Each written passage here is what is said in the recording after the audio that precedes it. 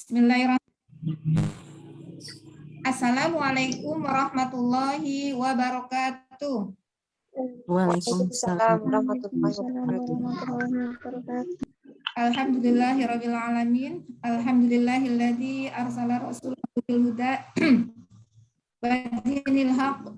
Asyhadu an la ilaha illallah wahdahu la syarikalah wa asyhadu anna Muhammadan abduhu wa rasuluh la nabiyya ba'dah. Yang kami hormati Bunda Rita Eko Yuniarti, STMBA, yang insya Allah pada kali ini akan mengisi acara SOT ya. Yang kami hormati Ketua Yayasan Amal Insan Mulia, Bapak Wakiti, serta jajaran kepengurusannya. Yang kami hormati Bapak Ibu Kepala Sekolah SMP, SD, MI, serta KBIT, Ibnu Mas'ud dan Insan Mulia. Yang kami hormati Bapak Ibu Guru serta Bapak Ibu Wali Murid di lingkungan Yayasan Insan Mulia yang dirahmati Allah. Pertama-tama marilah kita panjatkan puji syukur kita kehadirat Allah Subhanahu wa taala yang telah melimpahkan kenikmatan yang sangat banyak, yang mana dengan nikmatnya lah hari ini kita bisa berkumpul meskipun hanya via Zoom ya, dalam rangka sekolah orang tua atau SOT di bulan September hari ini. Sholawat serta salam marilah kita sampaikan, aturkan Muhammad Shallallahu Alaihi Wasallam, keluarganya, sahabat serta para umatnya yang senantiasa istiqomah di jalannya. Semoga kita semua mendapatkan rahmatnya di yaumul akhir nanti. Sebelum kita mulai acara SOT ini, terlebih dulu akan saya bacakan susunan acara, rangkaian acara yang akan kita lalui di pagi ini. Yang pertama adalah pembukaan, yang kedua tilawah, yang ketiga sambutan, yang keempat inti, yang kelima lain-lain, dan yang keenam penutup. Marilah acara kita pada pagi hari ini kita buka dengan bersama-sama membaca surat Al-Fatihah dimulai dari ta'awud. Monggo. A'udzu billahi minasyaitonir rajim. Bismillahirrahmanirrahim. Alhamdulillahirabbil alamin. Ar-Rahmanirrahim. Maliki yaumiddin. Iyyaka na'budu wa iyyaka nasta'in.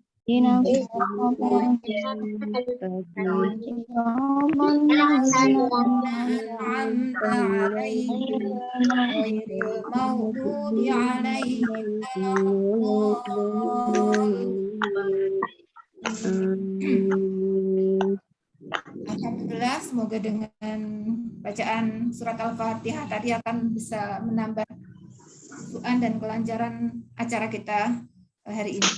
Yang kedua acaranya adalah tilawah yang insya Allah akan dibacakan oleh Ibu Rizky. Pada Ibu Rizky, monggo dipersilahkan. Ya, terima kasih Bu Rahmi.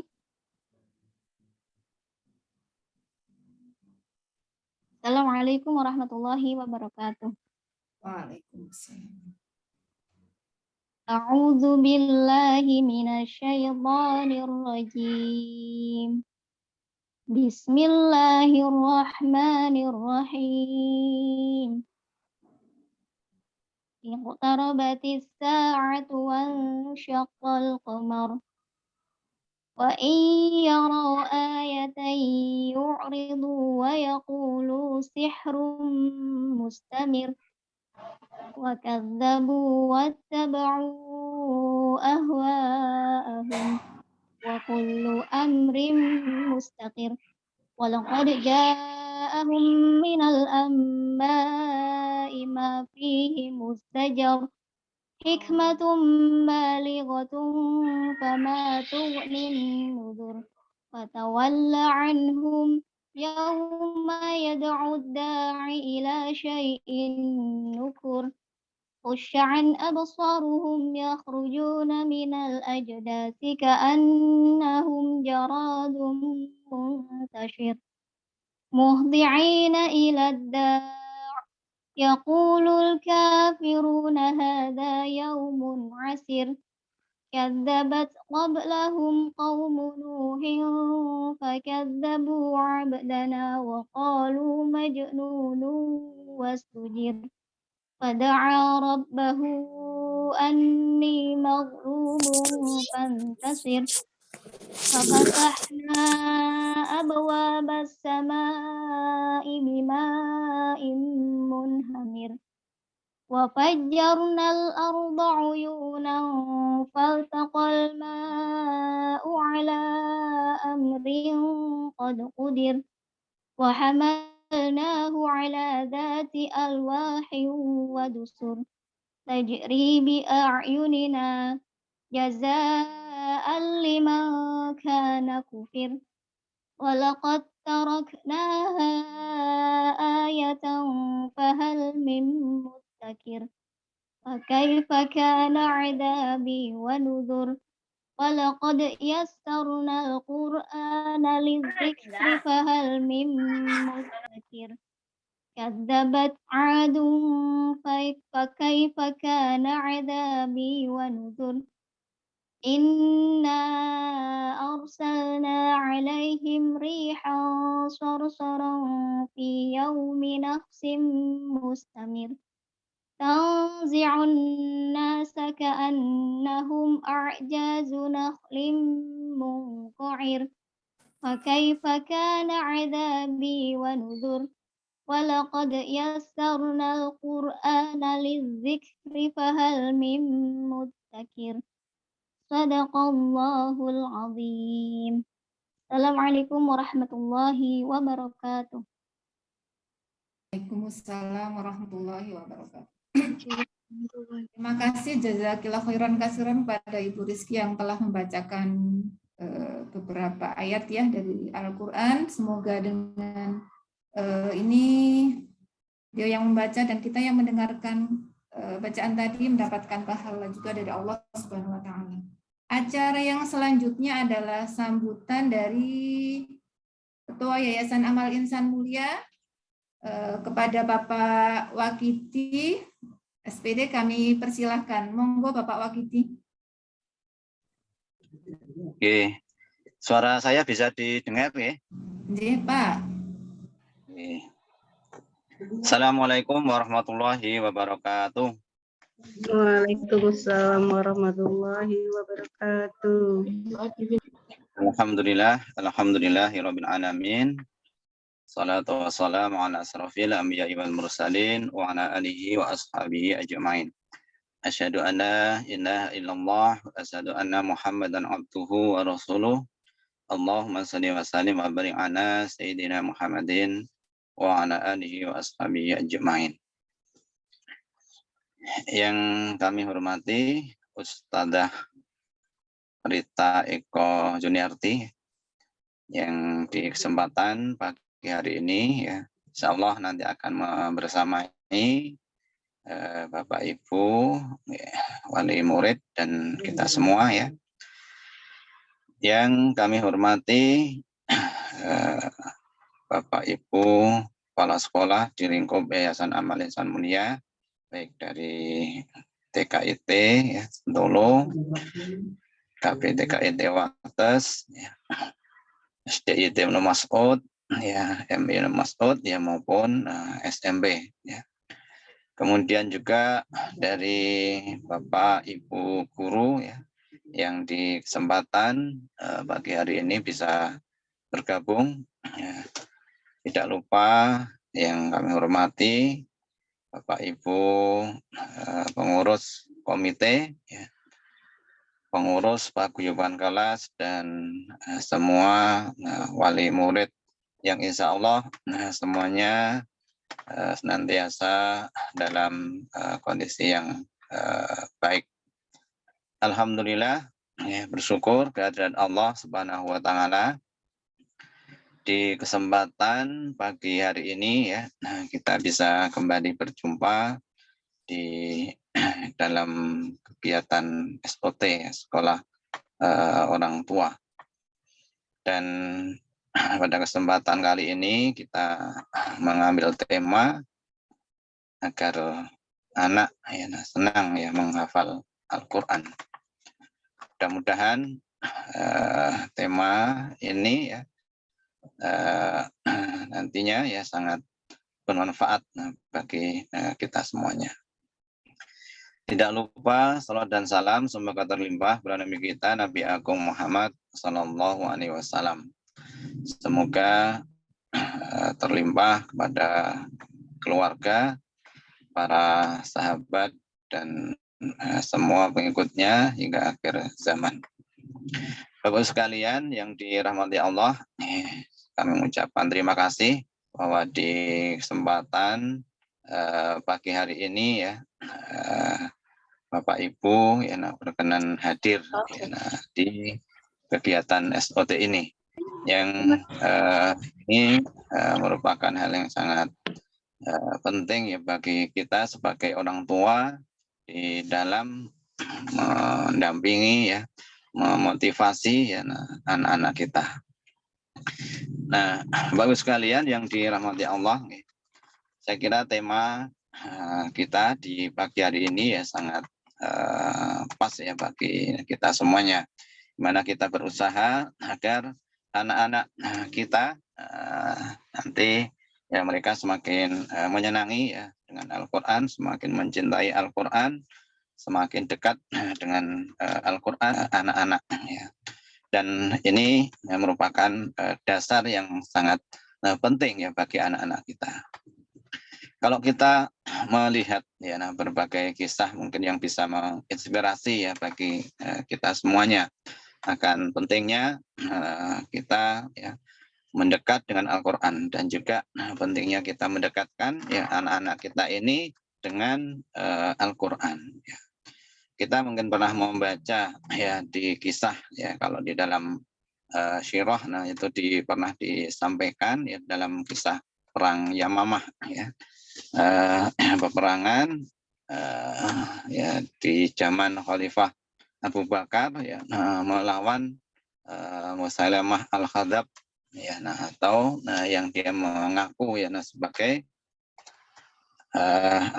sebagai seorang nabi ya. Nah, dikisahkan bahwa di dalam perang Yamamah ini banyak sekali yang berguguran ya. Nah, itu adalah para penghafal Quran ya. Para penghafal Quran di peperangan itu ya mereka banyak yang gugur dan betapa dahsyatnya ya di peperangan itu. Sehingga dari perang itu kemudian Umar kemudian memberikan usulan untuk diadakan kodifikasi dan penulisan ya Al-Qur'an.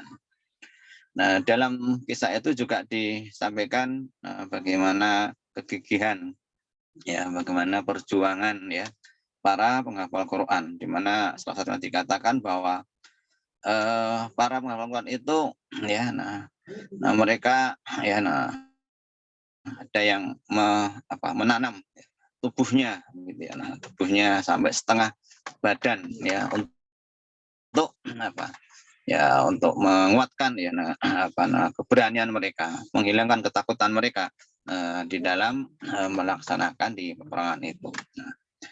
Nah, Bapak sekalian yang dirahmati Allah, spirit kemudian yang bisa kita ambil ya dari kisah ini ya. Nah, sesungguhnya orang-orang yang mereka dekat dengan Al-Qur'an ya. Orang-orang yang sering membaca Al-Qur'an ya, mempunyai hafalan dengan Al-Qur'an itu mereka akan tampil ya menjadi pribadi-pribadi yang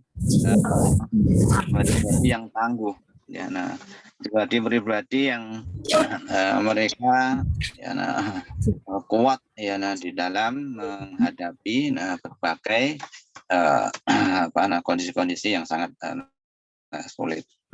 Termasuk Bapak sekalian ya orang yang dekat dengan Al-Qur'an ya, orang yang sering membaca Al-Qur'an, menghafal Al-Qur'an ya, itu akan terinspirasi oleh nilai-nilai yang ada dalam Al-Qur'an itu. Nah, sehingga kemudian dia akan terdorong ya untuk kemudian berbuat ya, kebaikan yang lebih banyak. Dia akan menjadi orang-orang yang berpikir ya, tidak hanya untuk dirinya sendiri, tetapi dia akan berpikir ya, bagaimana dia bisa memberikan kemanfaatan bagi orang lain, ya melahirkan berbagai kebaikan, ya amal-amal soleh di dalam kehidupannya. Nah, Bapak sekalian yang dirahmati Allah, secara empiris ya kita juga bisa melihat ya bahwa ya kalau di masyarakat ya ataupun ya kemudian di sekitar kita ya orang-orang yang punya kepahaman ya terhadap Al-Qur'an ya orang-orang yang dekat dengan Al-Qur'an, orang-orang yang bisa membaca Al-Qur'an dengan baik ya banyak menghafalnya, itu juga akan menjadi orang-orang yang punya peranan yang cukup besar di lingkungannya ya, di mana dia itu berada ya. Nah, ketika dia ada di lingkungan pekerjaan begitu ya, kita mungkin sering melihat mungkin di kantor kita atau di masyarakat kita, nah, orang-orang yang bisa membaca Al-Quran dengan baik ya, punya hafalan ya. Nah, kemudian juga ya banyak belajar dengan Al-Quran, itu pun menjadi ya banyak menjadi rujukan bagi orang lain ya. Kemudian juga banyak ya ya dia termasuk orang-orang yang ya memberikan banyak kemanfaatan sehingga kemudian ya dia tampil menjadi orang-orang yang berani gitu ya. Tampil orang-orang yang ya bersemangat ya termasuk ya hal-hal yang positif yang lainnya gitu ya. Nah itu kalau kita lihat mungkin di lingkungan ya di sekitar kita gitu ya, di mana kita mungkin sering berada baik di lingkungan kita bekerja ya ataupun kemudian juga di lingkungan-lingkungan yang lainnya. Nah hal ini menunjukkan bahwa betapa kemudian penting kita menanamkan ya kepada anak-anak kita ini ya sejak anak-anak ya mereka orang-orang yang punya pemahaman ya, mereka orang-orang yang senang untuk membaca Al-Qur'an ya, senang untuk menghafalnya.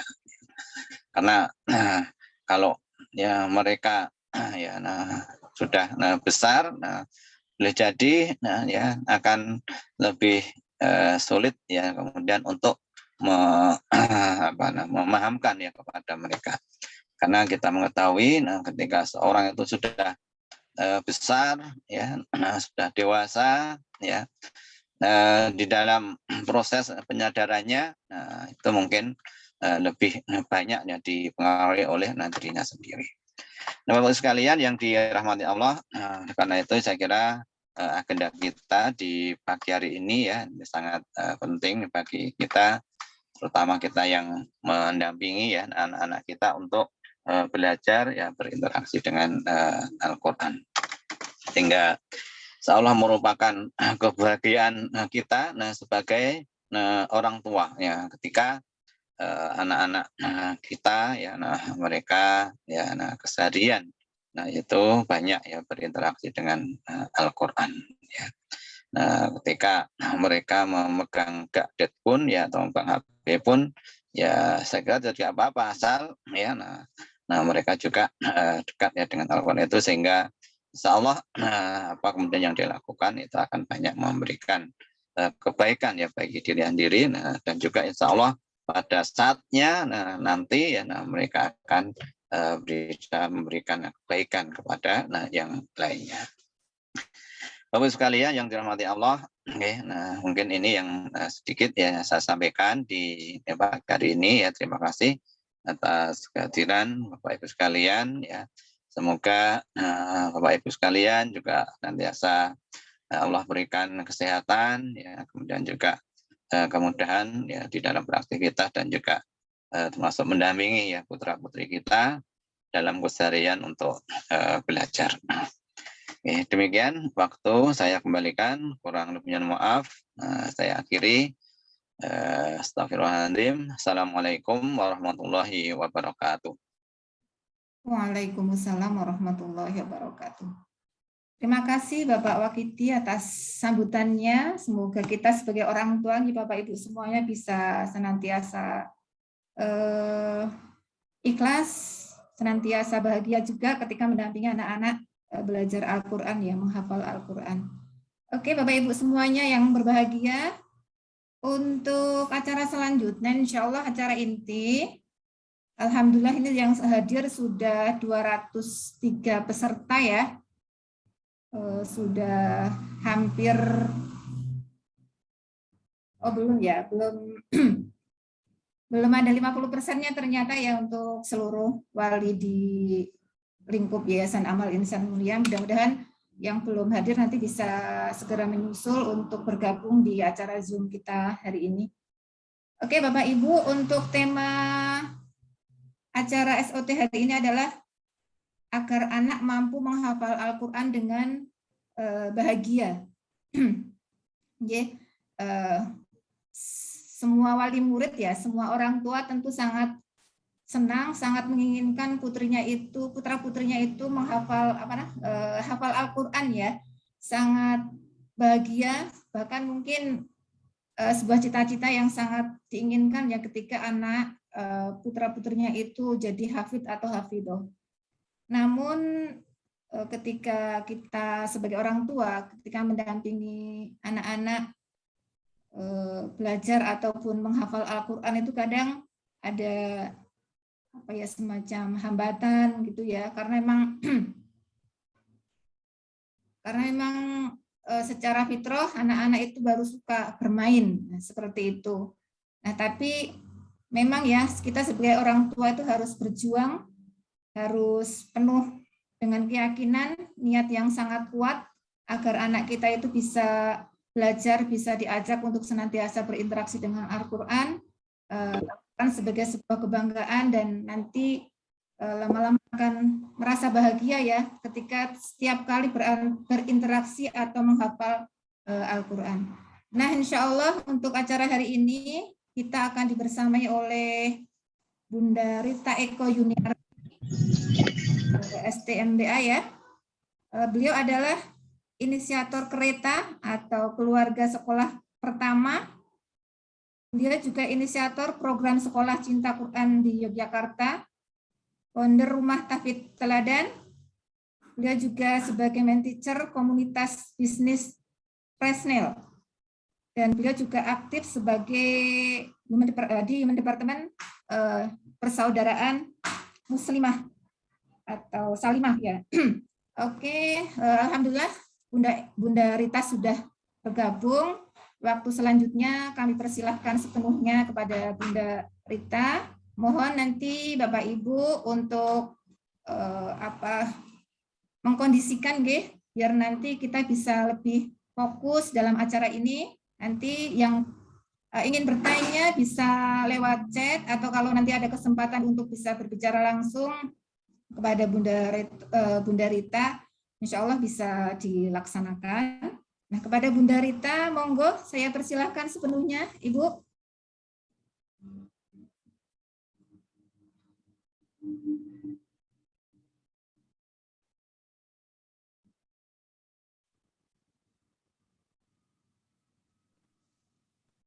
Bismillahirrahmanirrahim. Assalamualaikum warahmatullahi wabarakatuh. Waalaikumsalam warahmatullahi wabarakatuh. Alhamdulillahirrahmanirrahim.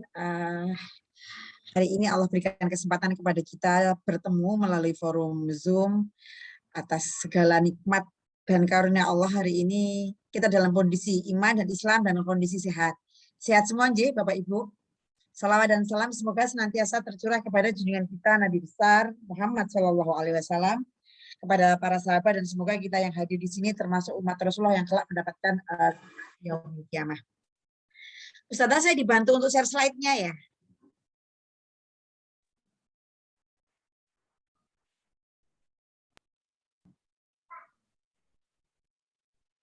Oke. Baik, Bapak Ibu sekalian, hari ini ini semua dari Ibnu Abbas, apa sekolah Ibnu Abbas ya Ustazah? Ibnu Mas'ud. Oh, Ibnu Ustazah. Mas'ud. Oh ya, Ya. dari Ibnu Mas'ud ini Yayasan dari Amal Insan Mulia. Jadi Dari KB ini sampai SMP ini dari semuanya. TK sampai SMP. Oke. Berarti putra-putrinya kisaran usia mungkin ya 0 sampai dengan 15 tahun, 16 tahun berarti nggih, kalau TK sampai dengan SMP.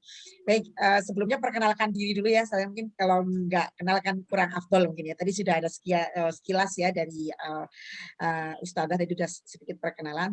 Jadi saya tinggal di Yogyakarta. Alhamdulillah Allah karuniakan 7 orang anak. Ini kebetulan gambar pertamanya kok gambar keluarga. Jadi saya cerita tentang anak-anak saya dulu saja gitu ya.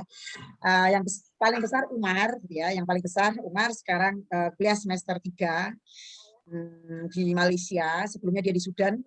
Kemudian sebelumnya sudah setoran menghafalkan Al-Quran di pesantren Tahfidz yang ada di Bogor. Sempat menjadi seorang hafid Quran di Malaysia. Kemudian yang kedua kembar Muhammad dan Hadijah, gitu ya. Muhammad yang besar ini kemudian Hadijah.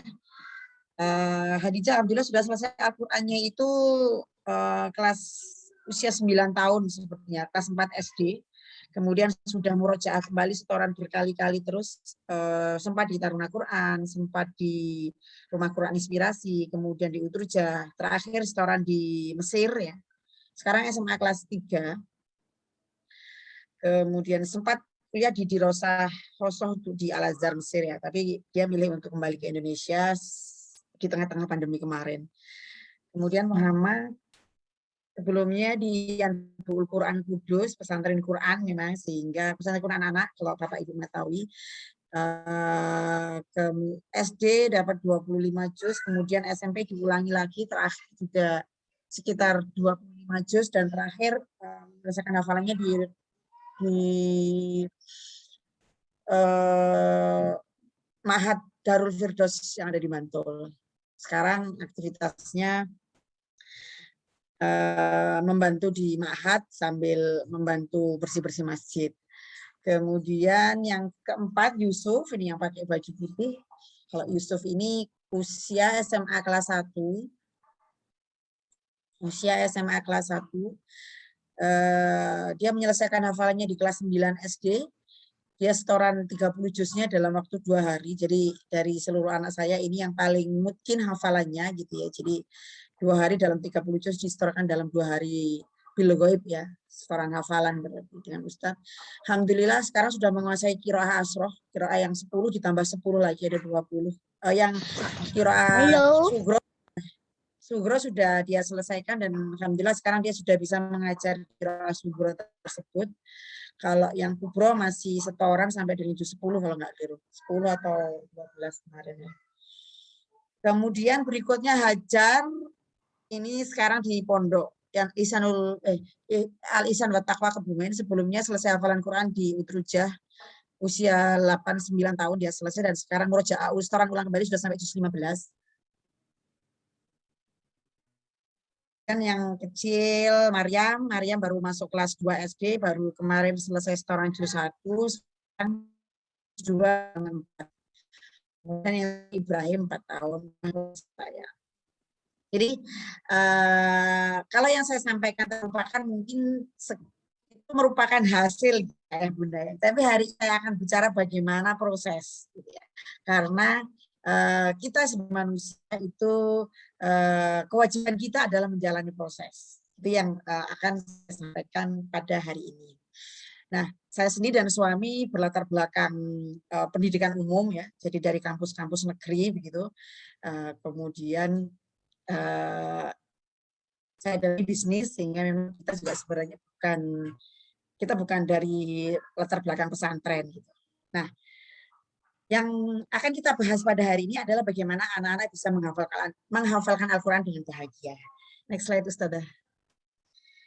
Nah, mungkin nanti kita akan banyak berdiskusi, jadi Bapak Ibu sekalian, mungkin nanti saya prolog saja untuk ininya, untuk paparannya. Kita akan lebih banyak berdiskusi. Saya harap kita nanti lebih banyak berdiskusi. Yang pertama, secara konseptual, kalau dalam bahasa saya ini ya, Al-Quran adalah senandung terindah di rumah kita. Gitu ya. Jadi kalau ada lagu-lagu, maka lagunya itu Al-Quran. Kalau ada bunyi-bunyian di rumah, bunyi-bunyiannya itu adalah Al-Quran. Gitu. Terus kalau namanya senandung, kalau senandung itu kan setiap saat terdengar, gitu ya. Namanya kan senandung ya. Kita bukan konser. Kalau konser kan mungkin cuma 1 jam atau 2 jam atau cuma 1 malam. Tapi kalau senandung itu ya kita menyenandungkan setiap saatnya. Nah, ya pada paparan pertama ini sebenarnya mungkin Bapak Ibu juga sudah sering mendapatkan pelajaran terkait dengan fadilah-fadilah atau keutamaan Al-Qur'an. Kita bisa belajar dari Ustadz ya, kita bisa belajar banyak forum sudah menyampaikan tentang keutamaan Al-Qur'an. Ini saya menulis beberapa hal saja. Yang pertama, kita perlu memahami dengan seriusnya, paham gitu ya, bahwa ada pahala yang luar biasa besar pada orang yang belajar Al-Qur'an dan mengajarkan Al-Qur'an. Nah, dari satu ini saja begitu, maka kita sebagai orang tua, kita tidak boleh melepaskan pahala mengajar Al-Qur'an kepada anak-anak kita, kita wakilkan kepada guru atau kepada sekolah. Jadi pelajaran Al-Qur'an itu kita sendiri yang ngajar ke anak-anak kita. Ayahnya dan ibunya. Jadi ibaratnya kalau mereka hafal Al-Fatihah, Al-Fatihahnya itu hafal bersama orang tua. Mereka mengenal huruf hijaiyah, maka huruf hijaiyahnya itu dia dapatkan dari orang tuanya. Sedangkan sekolah, guru, ustadz, ustadzah itu adalah sebagai support atas anak-anak kita. Belajar Quran saja itu sudah berpahala. Dan ketika berpahala gitu ya, dalam artian kita tidak, namanya belajar saja sudah berpahala, apalagi mengajarkan. Nah, dan pahala yang begitu besar itu tentunya akan terus bertambah gitu ya, ketika memang kita istiqomah dalam mengajarkan. Gitu. Jadi memang tantangannya ketika kita belajar Al-Quran itu adalah kesabaran. Tapi sebenarnya ketika kita kembali kepada hadis ya, ini memang beberapa ini saya ambil hadiskan, saya tidak menuliskan hadisnya riwayat mana, bahwa kita akan terus gitu ya. Bahkan ada hadis yang menyampaikan adanya 10 kebaikan di dalam setiap hurufnya. Gitu ya. Bahwa kalau kita bicara bismillah itu huruf ba itu sudah dihitung 1 huruf. Sin 1 huruf, lam 1 huruf gitu. Jadi setiap hurufnya itu ada 10 kebaikan. Itu misalnya ada sebagian dari pahala-pahala atau kebaikan-kebaikan yang ada di dalam Al-Qur'an. Nah, kita juga mendapatkan pelajaran gitu ya, bahwa nanti Al-Qur'an akan datang sebagai syafaat atau penyelamat kita di yaumul qiyamah. Nah, maka ketika di dunia ya kita dekat-dekat dengan Al-Qur'an. Anak-anak kita dekat dengan Al-Qur'an. Nah, selanjutnya ya Bunda,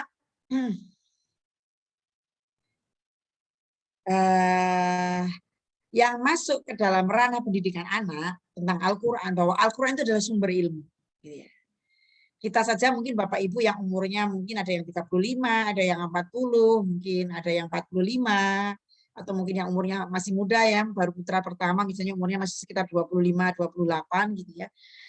Seusia kita aja belajar Al-Qur'an itu enggak selesai. Kita tidak sampai saat ini kita sebagai orang tua itu masih belum paham seluruh isian Al-Qur'an itu. Masih belum paham seluruh ilmu yang ada di dalam Al-Qur'an itu. Kita juga masih belajar. Nah, maka dari itu kenapa? Maka Al-Qur'an itu sebagai kurikulum pokok dan mata pelajaran untuk seluruh anggota keluarga. Ini yang saya jadikan di rumah saya. Jadi semua dari kita itu belajar Al-Qur'an. Jadi menghafal Al-Qur'an bukan hanya untuk anak-anak, belajar Al-Qur'an bukan hanya untuk anak-anak. Apalagi kalau kita hanya melihatnya itu sebagai bagian dari tugas sekolah, bukan. Tapi gitu ya, di rumah kita ini kita gunakan sebagai pelajaran utama. Saya nggak bertanya dia matematika bisa atau tidak, saya tidak bertanya fisikanya bisa atau tidak, keterampilannya bisa atau tidak, tapi kita di rumah akan bertanya ngajinya sampai jilid berapa, sampai halaman berapa, tadi saya sebutkan kan sampai juz berapa begitu. Anak-anak saya memang sebagian besar di pondok, tapi saya tahu banget mereka pertumbuhan Al-Qur'annya, perkembangan Al-Qur'annya seperti apa. Posisi di pondok itu sekarang, nanti saya akan sampaikan bagaimana menyiapkan anak untuk bahagia dia menghafalkan Al-Qur'an. Walau tidak semua anak di pondok itu adalah bahagia dia menghafalin Al-Qur'an, tapi bagaimana kita bisa membersamai anak-anak itu. Nah, pokok-pokok ini ayah bunda ya. Jadi Al-Qur'an itu kita jadikan kurikulum pertama di rumah. Namanya kurikulum pertama, kurikulum utama, maka ketersediaan alat belajar yang ada di rumah itu mudah dicari. Gitu ya. Kemudian tentunya kita juga mempunyai orang tua Sekali lagi, sumbernya adalah dari orang tua. Bagaimana kita sendiri sebagai orang tua itu membaca Al-Quran, bagaimana kita sendiri sebagai orang tua itu belajar mengkaji Al-Quran. Dan anak-anak itu melihat apa yang kita kerjakan. Nah, kemudian ayah bunda, bagaimana jika misalnya kita sebagai orang tua belum mampu untuk ngajari anak, atau kita sendiri misalnya membaca Al-Quran masih belum lancar. Nah, jadi dalam forum ini sebenarnya yang perlu kita cek pertama adalah kemampuan orang tua dalam berinteraksi dengan Al-Quran. Pertama, kemampuan membaca Al-Quran orang tua. Apakah kita semua sudah lancar, sudah tajwid, tahsinnya sudah benar dalam membaca Al-Quran, gitu ya. Kita cek dulu diri kita masing-masing. Kalau masih belum, ya kita harus belajar. Kita harus mengundang guru. Kita harus les baca Al-Quran itu. Kemudian yang kedua, setelah bacaannya lancar, apakah kita sudah rutin untuk membaca Al-Quran? Nah, di sini sering saya sampaikan di banyak forum saya sharing gitu ya. Terkait dengan Al-Quran itu bukan banyak-banyakan, bukan cepat-cepatan. Karena Al-Quran kita itu 30 juz. Hanya 30 juz, dan sampai kapanpun itu 30 juz. Hari ini kita selesai baca Quran, 30 juz, ya akhirnya kita akan mengulangi lagi dari juz 1, begitu seterusnya. Gitu ya. Jadi kita tidak perlu cepat-cepatan, tidak perlu banyak-banyakan. Karena sebanyak-banyaknya kita hafal Quran juga cuma 30 juz. Begitu ya. Jadi kita tidak banyak-banyakan, tapi bagaimana kita mempunyai kebiasaan rutin membaca Al-Quran, mengkaji Al-Quran. Di keluarga, apakah kita sudah mempunyai kebiasaan itu? Karena ini menjadi kurikulum pertama. Nah, ketika kita bicara kurikulum pokok, maka achievement atau reward, gitu ya, kita berikan terkait dengan Al-Quran. Gitu. Saya nggak pernah ngasih hadiah ulang tahun kepada anak. Saya nggak pernah ngasih hadiah ketika dia naik kelas atau ketika dia juara 1. Gitu. Tapi saya kasih hadiah ketika dia menyelesaikan satu bacaan halaman Al-Qurannya. Ketika dia naik jilid dari jilid 1 ke jilid 2, dia saya kasih hadiah. Dari jilid 2 naik ke jilid 3, dia saya kasih hadiah. Dari ikro atau kiroati yang dipakainya, kemudian dia naik ke Al-Quran, kita kasih hadiah. Dia hafal satu surat, kita kasih hadiah, dan seterusnya. Jadi pencapaian terkait dengan Al-Quran ini yang benar-benar kita kawal, kita support, kemudian kita apresiasi dengan luar biasa. Next slide, Ustazah. Nah, yang tadi saya sampaikan tentang bagaimana fondasi Al-Quran. Nah, hari ini saya akan sampaikan ya slide yang ketiga ini tentang bagaimana tips untuk orang tua terkait dengan interaksi dengan Al-Quran. Jadi sebelum kita ke anak, gitu ya, maka orang tua dulu yang harus dibenahi. Kita sendiri dulu yang harus introspeksi diri, kita sendiri dulu yang harus belajar. Saya tuliskan di sini tentang pemahaman, ya. Tadi sudah kita pahami Al-Quran sebagai sumber ilmu, kita pahami Al-Quran sebagai syafaat. Nah, maka kemudian kita tidak akan pernah lepas dari Al-Quran. Kita tidak hanya paham, tapi kita yakin. Kita yakin tentang fadilah Al-Quran. Kita yakin dengan hal-hal baik daripada Al-Quran. Nah, tadi sudah saya singgung, interaksi dengan Al-Quran itu membutuhkan sabar dan istiqomah. Ini mungkin yang agak berat. Sabar dan istiqomah. Nah, ketika sabar dan istiqomah, maka kita tidak perlu banyak-banyakan, tidak perlu lama-lamaan. Di keluarga kami cukup saya punya waktu misalnya sekitar 15 menit gitu ya, untuk saya membaca Al-Quran pagi dan sore. Kalau anak-anak tergantung usia anak. Kalau masih 5 tahun ya 5 menit, 10 tahun ya 10 menit. Gitu. Kenapa istiqomah? Karena kita ingin itu menjadi habit, menjadi kebiasaan, menjadi budaya keluarga. Ya, itu menjadi budaya keluarga. Nah, kemudian kita berkeluarga itu adalah menjadi amanah utama ayah dan ibu sebelum ayah dan ibu mempunyai amanah-amanah yang lain. Tapi bahwa kita itu mempunyai utama sebagai ayah dan kita punya amanah utama sebagai seorang ibu. Nah, bagaimana kita menjadi sebuah berupaya gitu ya, menjadi sebuah, kalau saya sampaikan perfect family gitu ya. Seperti apa sih keluarga yang sempurna itu gitu ya. Satu, yang senantiasa bersyukur. Hari ini alhamdulillah kita berada di sini, maka ini sebuah kesempatan yang luar biasa ayah bunda hadir gitu ya. Kita bersyukur gitu ya, kita mendapatkan forum, kita Bapak Ibu mempunyai sekolah yang concern kepada Al-Quran gitu, dan kemudian memfasilitasi kita semua untuk belajar bersama-sama. Kita bersyukur. Apapun terkait segala hal gitu ya. Hari ini kita bersyukur. Kemudian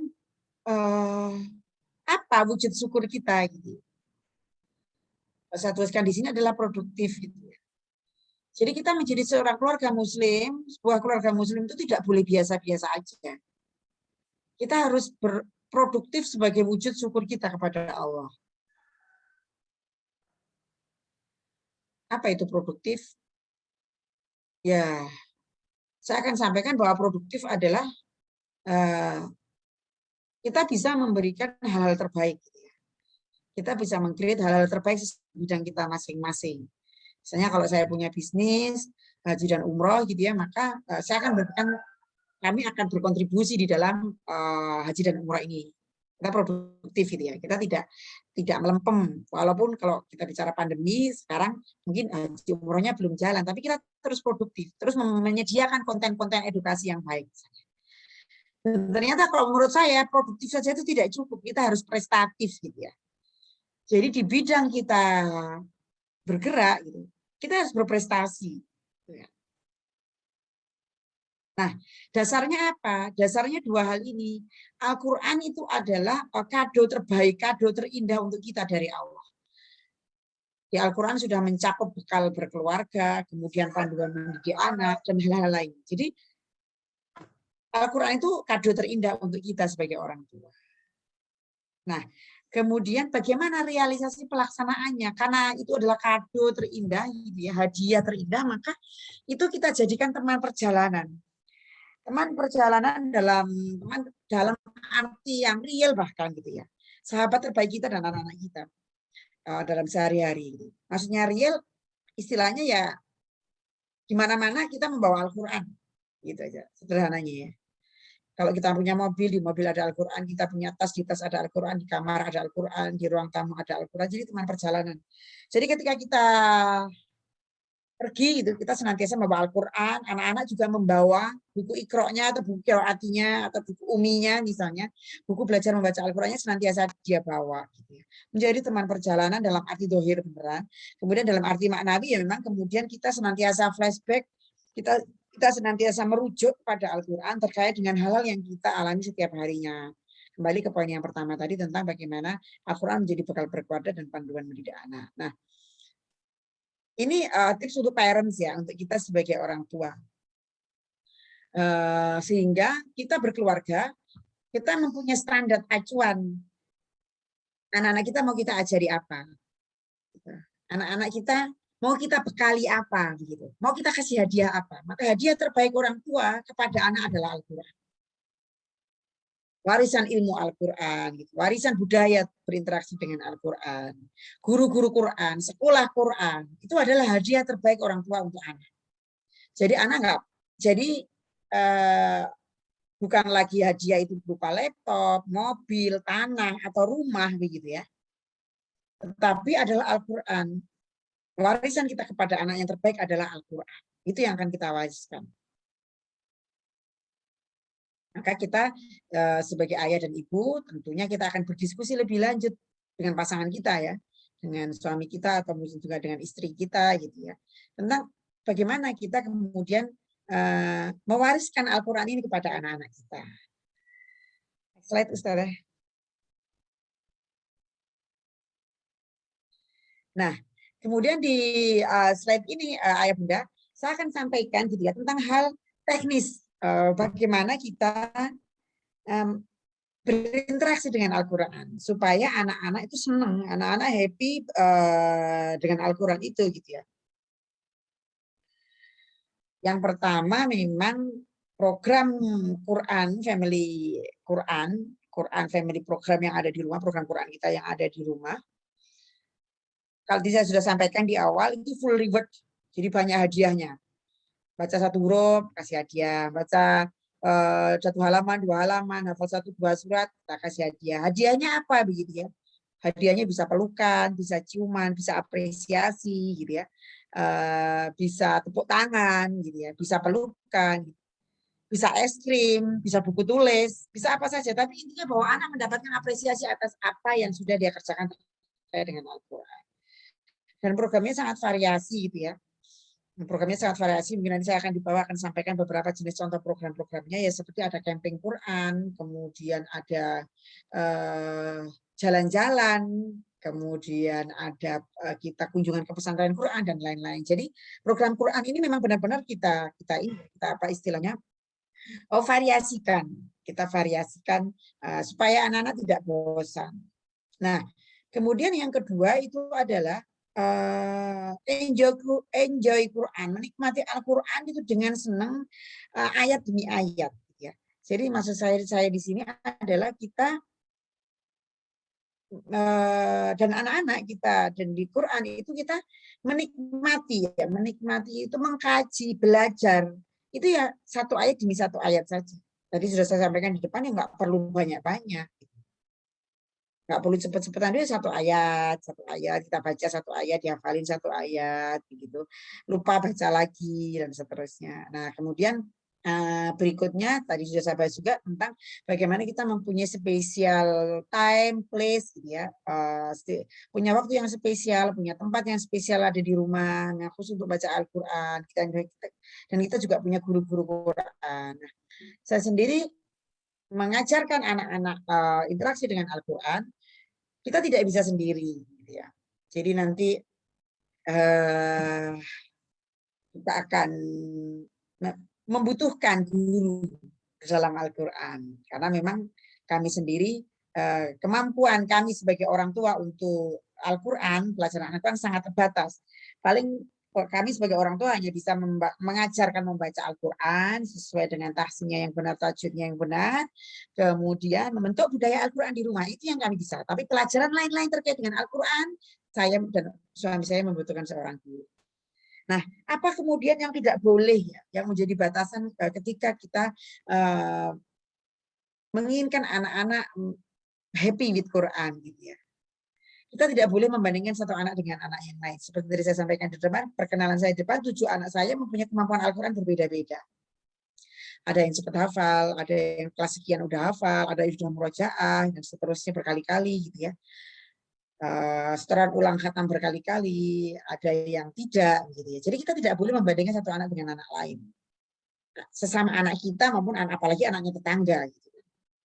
Kemudian yang kedua, kita tidak boleh menyerah sebagai orang tua gitu ya. Kalau lupa ya baca lagi gitu ya. Kalau anak masih belum diajak ya orang tua ngasih contoh lagi terus gitu ya. Dan terakhir, kita jangan pernah berharap cepat. Saya ingin anak saya pernah mendapatkan pertanyaan begini ya. Bagaimana ya Bunda supaya hafalan Quran anak itu lengket dan nggak lupa-lupa, ingat terus? Nggak bisa.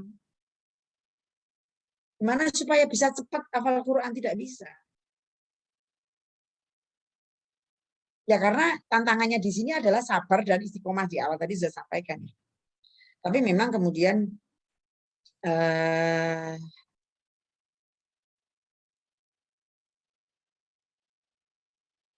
hasil gitu ya, hasil itu kembali menjadi ranahnya Allah untuk dia, untuk Allah memberikan kemudahannya kepada kita. Next slide Ustazah. Nah jadi ketika kita orang tua gitu ya menginginkan program Quran terbaik untuk anak-anak, saya sampaikan di depan tadi bahwa yang pertama kita sebagai orang tua menerapkan fondasi dasar, kemudian yang kedua kita memang membutuhkan guru dan sekolah untuk support. Nah, maka saya akan ada 2 story di sini, story di rumah dan juga story di sekolah. Rumah adalah tempat pertama dan tempat terbaik anak-anak mengenal Al-Quran pertama kali. Jadi anak kita jangan sampai anak-anak itu terjadi trauma gitu ya dengan Al-Quran.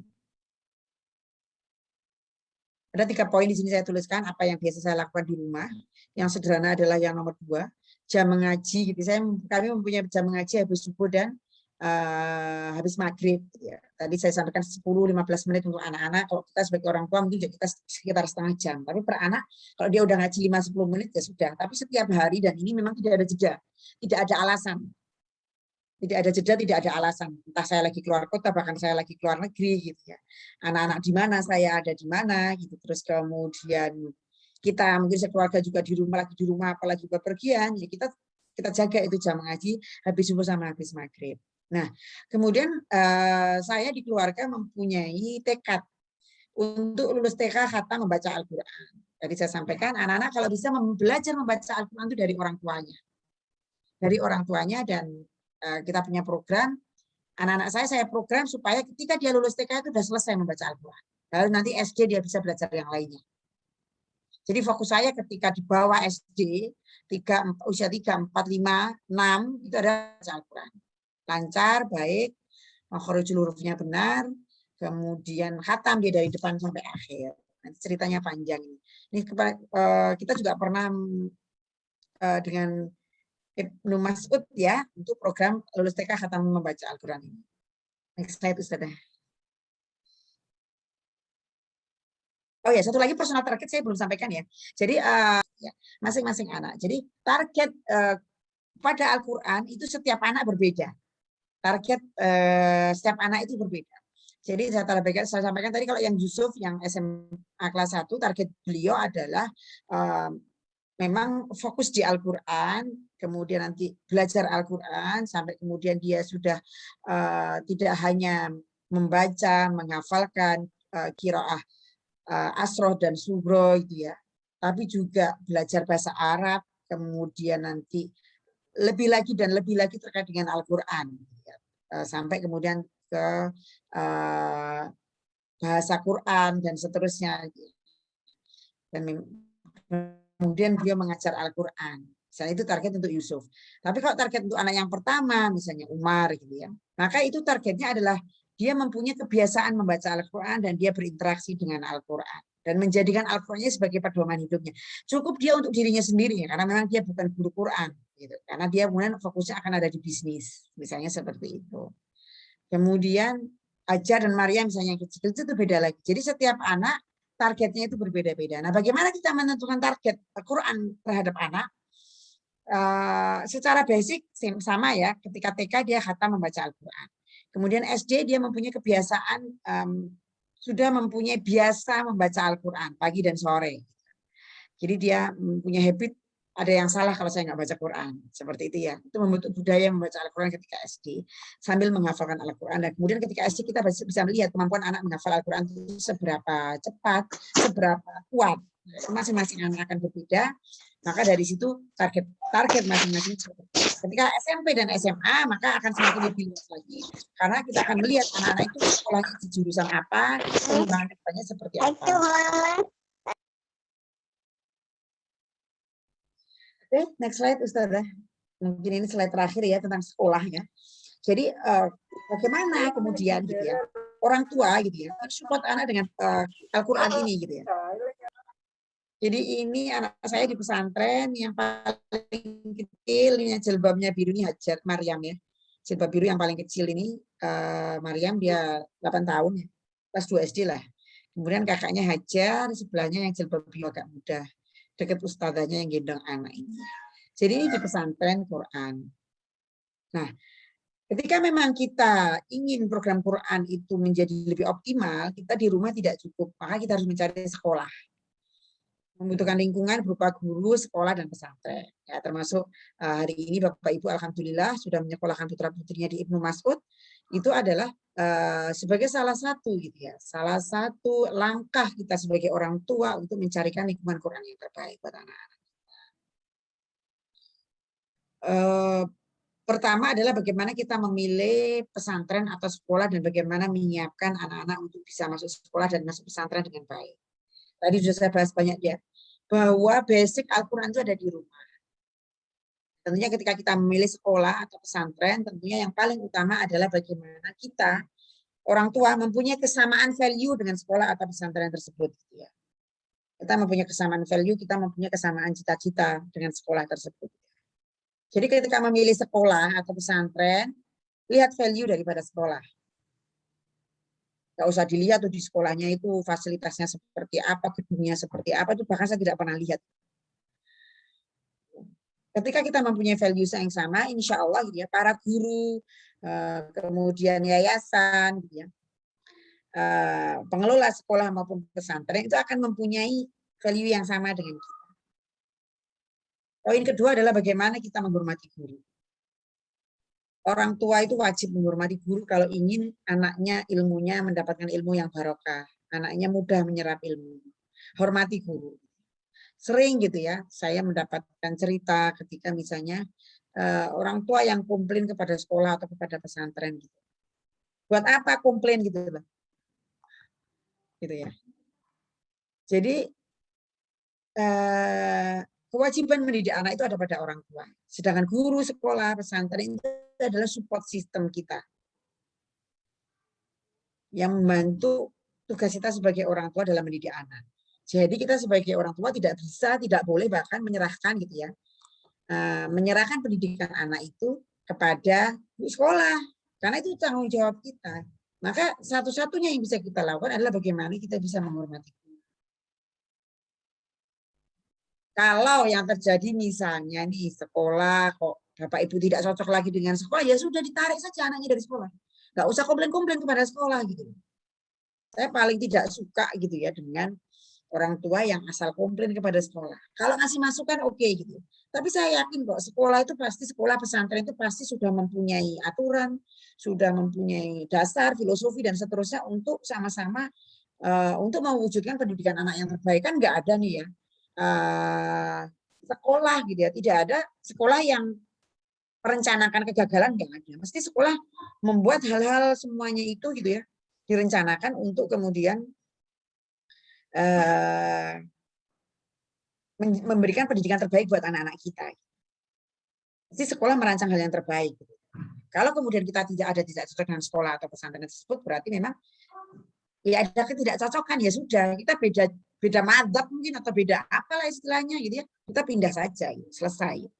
Dan kita nggak boleh tidak menghormati guru, itu tidak boleh. Kemudian yang terakhir dari saya gitu ya, bahwa doa dan support dari orang tua tidak bisa kita lepaskan, meskipun anak-anak kita sudah di pesantren, anak-anak kita sudah dihandle oleh guru-guru terbaik di sekolah misalnya, kita terus memberikan doa kepada anak kita dan kita memberikan support kepada sekolah atau kepada pesantren, gitu ya. Jadi hal terbaik yang bisa dilakukan orang tua ketika misalnya menemui sekolahnya kok ada yang kurang tepat, itu mending disupport saja. Kita support dalam bentuk fasilitas, kita support dalam bentuk dukungan apapun lah, kita mending mensupport daripada mengkomplain. Saya tidak ingin gitu ya, anak-anak kita itu menjadi anak yang semena-mena kepada guru karena orang tuanya juga semena-mena kepada guru. Itu naudzubillah min dzalik. Ya. Alhamdulillahirabbil alamin. Alhaqqu min rabbika fala takunanna minal mumtarin. Assalamualaikum warahmatullahi wabarakatuh.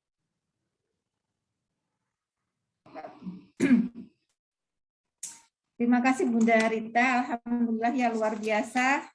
Beliau yang dari latar belakang bukan pesantren, tapi putra-putrinya yang berjumlah 7 ya Ustadzah ya.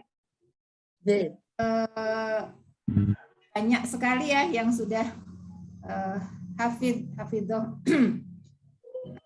Ini di chat sudah ada beberapa wali yang bertanya Ustadzah. Saya bacakan. Yang pertama dari wali Mas Afkar Ghazali. Assalamualaikum warahmatullahi wabarakatuh. Sejak usia putra-putri Ibu masuk pondok pesantren dan pesantren mana Ibu? Nah itu satu-satu dulu atau langsung gimana Ustadzah? Coba dibaca aja langsung, nanti siapa tahu pertanyaannya bisa saya gabungkan. Oke, yang kedua, Bunda, bahasa seperti apa yang kita gunakan untuk anak-anak kita yang untuk usia yang berbeda-beda, atau kita bikin kesepakatan bersama dengan anak-anak, atau kita buat kebijakan atau otoritas dari orang tua untuk menciptakan habit Quran yang tadi. Kemudian ini dari wali Mas Farhan dan Mbak Rahma apa ya? Assalamualaikum, mohon izin bertanya, dengan cara apa lagi selain memberikan reward kepada anak untuk meningkatkan mood anak senang dengan kegiatan baca Al-Quran, terutama untuk mulai usia balita.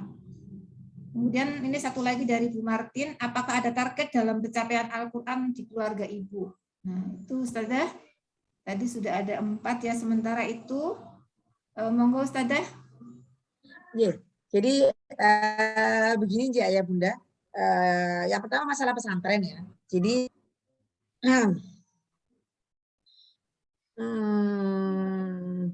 pilihan sekolah itu tergantung daripada pilihan pendidikan anak, itu tergantung dari pilihan orang tua.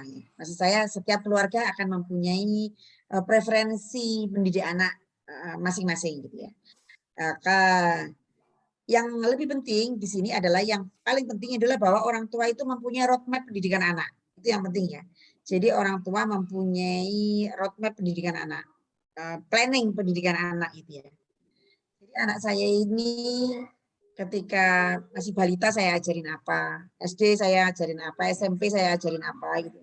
Kemudian apakah saya ajar sendiri atau saya mencari guru atau saya masukkan sekolah atau saya masukkan pesantren. Jadi masing-masing dari kita setiap family itu sudah mempunyai roadmap pendidikan anak. Mau sekolah, mau pesantren, mau homeschooling, terserah gitu ya, bebas gitu ya. Kemudian kalau ditanya pesantren gitu ya, kebetulan kalau saya sih memang memasukkan anak pesantren usia SD di pesantren Quran. Yang pertama yang cowok-cowok itu di pesantren Tahfidzul yang Quran Kudus ya, memang pesantren Quran anak tertua mungkin di Indonesia gitu ya. Ayah ibu bisa browsing ya. Jadi itu memang sekolah pengkaderan untuk hufaz dari kecil ya, mungkin seperti itu ya. Karena memang rata-rata wali muridnya itu rata-rata pada punya pesantren gitu ya. Mungkin saya aja yang nggak punya pesantren. Terus yaitu seleksinya 150 anak gitu yang masuk paling 40 anak gitu ya. Jadi ada tes hafalan langsung untuk melihat kemampuan anak dalam menghafal Al-Quran. Nah, yang mau saya bahas di sini gitu ya. Anak masuk pesantren itu saya gitu ya, bahkan ketika anak SD masuk pesantren pun saya tidak nyuruh anak saya masuk pesantren. Jadi kalau tadi ada pertanyaan bagaimana bahasa untuk anak-anak yang berbeda-beda gitu, maka saya memang banyak berdiskusi dengan anak-anak saya. Jadi begini, ketika yang saya mulai dari yang pertama ya, yang Umar itu sempat di SDIT di sebelah rumah. Kemudian Ustadz Yusuf Mansur kan membuat pesantren rumah tahfidku itu dulu ya, yang di Dersan itu pertama kali kan angkatannya Umar itu. Umar udah kelas 4 SD. Kemudian saya tawarin sih memang untuk mengaji di sana. Jadi paginya sekolah di SDIT, sore dan malamnya saya anterin ke rumah tahfidku begitu. Terus setiap hari. Kemudian dia lulus SD, kemudian SMP. SMP dia belajar bahasa Inggris di Pare sambil sekolah SMP negeri sebenarnya di situ. Kemudian Umar menyampaikan, Bunda, aku kalau di sekolah di SMP negeri saya nggak bisa ngafalin Quran. Saya pindah ke pesantren Quran saja. Dia minta begitu. Ya udah kita searching. Nah, makanya kemudian saya searching pesantren Quran mana yang cocok untuk dia. Adiknya juga gitu. Ketika masuk sampai anak kedua, 3, 4, ketika mau masuk pesantren, itu saya survei dulu ke pesantrennya. Nah, cara memilihnya ya memang karena pesantren Quran anak kalau di yang Quran Kudus itu memang pesantrennya luar biasa. Jadi ayah bunda jadi dalam artian banyak bermain, nggak ada tugas sekolah, begitu. Jadi cocok banget untuk anak-anak lah istilahnya. Jadi pagi gitu kan bangun tidur gitu kan, dia sholat, kemudian ngaji sebentar sepertinya, terus mandi, makan, sekolah sebentar, istirahat, main lagi, tidur siang, makan, tidur siang, habis asar baru ngaji, main lagi gitu kan. Jadi memang anak-anak itu banyak bermain, Nah, komunikasi itu menjadi faktor yang penting dengan anak terkait dengan target ya. Jadi apakah anak itu mau masuk pesantren gitu ya, pesantren mana, sekolah mana gitu. Bahkan anak saya itu sekolah TK dia milih sendiri, dia memutuskan sendiri dia mau sekolah TK di mana. Kan rumah saya sekolah TK banyak ya, ada 3 sekolah TK lah yang terjangkau dari rumah saya, yang sudah saya survei bahwa itu bagus menurut kacamata orang tua. Anak saya aja, kamu milih sekolah yang mana? 1, 2, atau 3. Dengan kita berdiskusi dengan anak, kita survei bareng dengan anak, kemudian anak akan memutuskan gitu. Nah, kalau anak sekolah TK kira-kira yang dipilih yang seperti apa coba, Ustazah? Ada yang bisa membantu saya? Ketika putra-putrinya Bapak Ibunya ada 3 sekolah nih, sekolah TK, suruh milih. Yang dipilih yang apa? Banyak mainan. Betul, banyak mainan. Benar, dan anak saya yang dipilih yang banyak mainan. Dan bagi saya nggak masalah, karena 3 sekolah tadi sudah saya verifikasi kan. 3 sekolah tadi sudah oke, mau sekolah di A, B, C juga boleh. Akhirnya dia milih sekolah C yang banyak mainannya gitu kan. Ada mainannya banyak, ada prosotan, halamannya luas, bisa lari-lari dan sebagainya seperti itu kan. Dan biasanya kalau banyak mainannya paling mahal sih sebenarnya memang kadang gitu kan. Dia milih itu, yaitu konsekuensi orang tua gitu. Dan dia milih di situ. Ketika anak bisa memilih, maka anak bertanggung jawab atas pilihannya. Jadi sedari kecil memang saya membiasakan anak untuk berdiskusi dan mengembalikan keputusan itu kepada anak. Makan, pakai baju, mau mandi, atau mau main dulu. Itu kita kembalikan kepada anak. Kita banyak berdiskusi dengan anak. Inilah yang kemudian mungkin banyak miss di kita. Nah, kemudian kalau kita bicara bahasa, maka kemudian apakah kemudian ada, istilah tadi ditanyakan apakah ada sesuatu yang kita doktrin kepada mereka atau kita berikan kepada mereka begitu ya. Karena kalau kita lebih banyak berdiskusi, maka anak-anak akan mempunyai bahasanya sendiri-sendiri. Bahkan ketika sudah semakin gede, kakak-kakaknya udah bisa bilang begini, bunda-bunda itu Hajar itu sama Maryam itu gak masuk pondok aja. Kalau nggak masuk pondok dia nanti nggak bisa ngaji, nggak bisa hafal Quran. Jadi kakak-kakaknya udah bisa memberikan suggest seperti itu. Nah, kemudian ayah bunda, ketika kita banyak berdiskusi dengan orang tua anak, maka program-program Al-Quran itu kita bisa sampaikan juga kepada mereka.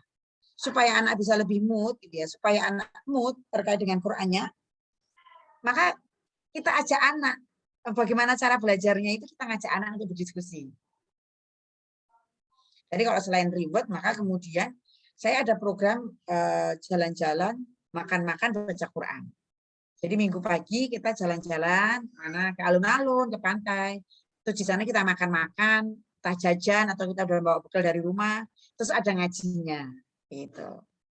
Jadi kita ngaji nggak senang kasih di rumah, kita ngaji di alun-alun, kita ngaji di tepi pantai, kita ngaji di tempat mainan. Gitu. Jadi main sambil ngaji. Kita ada camping Quran, kita buat kemah, bawa Quran. Ya banyak mainnya, main air, kemah, terus ada waktu untuk membaca Quran. Jadi memang bervariasi gitu.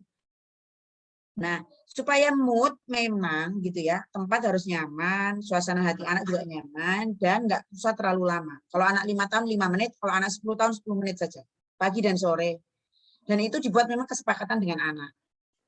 Dibuat kesepakatan, program itu dibuat bareng anak. Termasuk juga target. Bagaimana target Al-Quran di rumah tadi sudah saya sampaikan bahwa targetnya itu ada target global, yaitu bahwa anak-anak senang baca Quran, anak-anak punya budaya membaca Al-Quran pagi dan sore. Kemudian target berikutnya lebih personal, karena setiap anak berbeda targetnya. Jadi kayak misalnya yang sekarang lagi ongoing, itu Maryam Hajar itu sekarang 10 tahun. Kelas 4 SD setara dengan kelas 4, kelas 5. Target saya itu adalah target saya adalah bahwa dia bisa setoran lagi, selesai 1 kali setoran sampai dengan kelas 6. Karena kan dia sudah dari memutkinkan hafalan 1 kali setoran sampai kelas 6 SD. Itu target saya. Dan sekarang dia sudah sampai di juz 15. Jadi insya Allah bisa achieve. Nah, bagaimana target itu achieve? Maka kita lihat kembali ke anak. Ternyata anak saya yang namanya Hajar ini, gitu ya, dia external motivation. Jadi dia akan dia lebih termotivasi ketika ada dukungan dari eksternal. Ketika mau, nanti kalau udah hafal, udah ada jalan-jalan ke Malang. Ntar kalau udah selesai juz ini, kamu boleh beli mainan, kamu mau beli apa, atau kamu mau beli baju, atau beli apa, saya tawarin gitu di depan. Jadi kita harus tahu motivasi anak itu seperti apa. Apakah dia eksternal atau butuh internal dari dalam dirinya. Nah, target lain misalnya, ada yang nomor 2, ada yang namanya Hadijah, ya nomor 3, yang kembar tadi, salah satu yang kembar.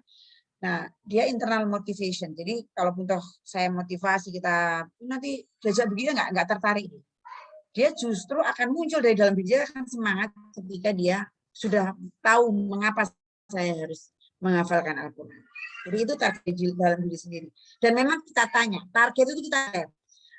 Kalau udah dewasa, udah balik, kita bisa nanya, Mbak, targetmu baca Qurannya berapa? Murojaahmu berapa? Kalau dari Ustadz diminta berapa, dari Ustadzah diminta berapa? Kalau saya tugasnya dari pesantren 3 juz, oke. Saya 1 juz, oke. Jadi memang target itu ditentukan oleh anak. Itu ayah bunda.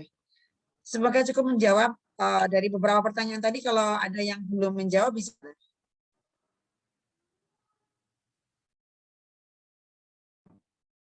Gimana Bapak Ibu? Sudah cukup ya? Nah, ini masih ada pertanyaan lagi, masih ada 4 pertanyaan Ustazah. 5 ya? Banyak ternyata.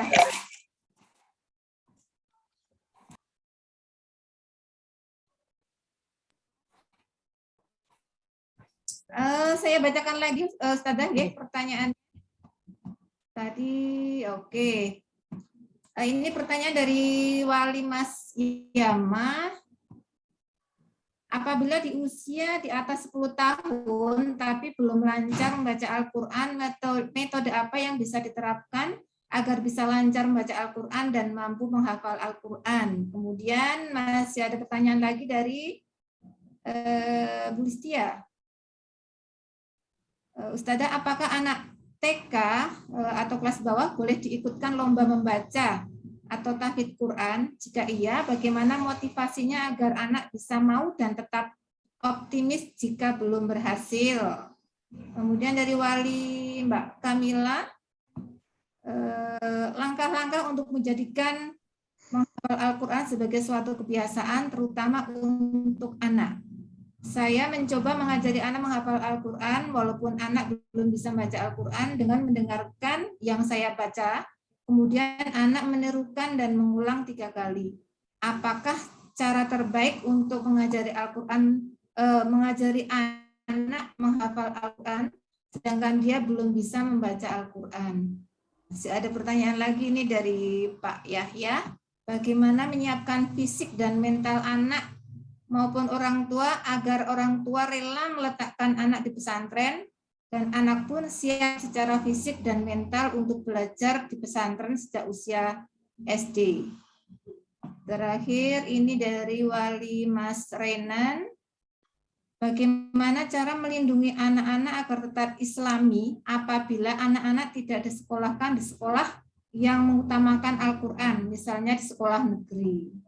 Masih cukup banyak pertanyaannya, Ustazah. Monggo langsung ditanggapi mawon.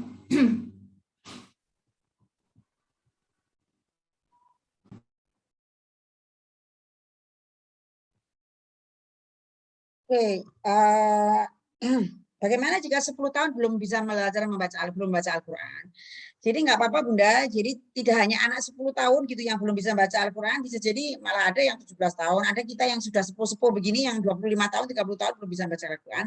Jadi kuncinya memang ditelateni saja.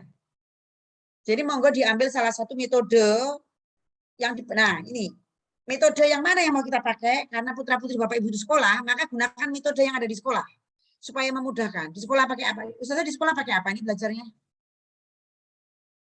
Pakai Umi, Qiraati atau pakai apa? Kita pakai Umi juga, pakai Utrujah. Lebih fleksibel Ustazah sebenarnya. Ya, oke. Jadi ayah bunda bisa pakai metode yang digunakan untuk sekolah. Supaya apa? Supaya mempercepat. Supaya sama gitu ya. Jadi tidak berbeda yang diajarkan di sekolah dengan di rumah begitu. Dan itu memang ditelateni saja. Yang penting anak-anak semangat dan senang gitu. Kita menjaga dia semangat dan senang. Pagi dan sore. Gitu ya. Terus kita juga harus manggil guru, bahkan saya sarankan untuk kalau memang belum bisa di usia 10 tahun, kalau bisa les ya. Les baca Quran secara khusus. Nah, karena memang sudah 10 tahun dan belum bisa, maka jangan klasikal. Jadi private aja lesnya private. Kemudian karena sudah 10 tahun, saya melanjutkan juga dengan lomba Quran tadi tentang semangat ya. Nah, anak-anak itu kita fahamkan tentang, kita sudah bisa ngajak diskusi dia tentang apa sih keutamaan Al-Quran. Mbak, nanti kalau kita baca nih, misalnya Al-Fatihah ini coba kita hitung nih, Bismillahirrahmanirrahim aja ada 17 huruf ya. Coba kita cek 17 huruf gitu kan. Maka kemudian 15, 16, 17. Nah, sekitar mungkin ada 17 huruf ya. Al-Fatihah itu mungkin ada Al-Fatihah, maaf. Basmalah itu sudah 17 huruf. Kalau kali 10 itu sudah 170 kebaikan. Coba kita hitung nih, pagi ini kita sudah melakukan kebaikan, rasanya 10 item aja enggak. Misalnya sholat subuh, masak, bantu bersihin rumah misalnya, mengaji. Itu baru 5 kebaikan. Nah, kalau kita baca Quran aja itu sudah sama dengan 10 kebaikan satu kali huruf. Kita sudah mulai berdiskusi dengan anak tentang fadilah-fadilah Al-Quran ketika usia 10 tahun.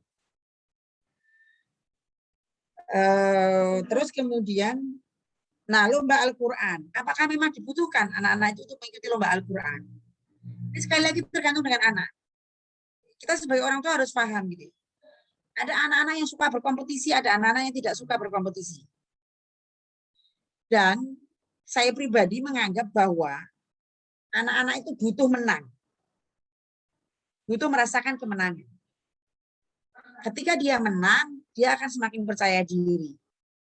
Ketika dia menang ya, dia akan semakin percaya diri. Tapi ada anak-anak yang ketika kalah, apapun ini ya, lomba Quran dan lomba yang lain, ada anak yang ketika kalah itu dia down.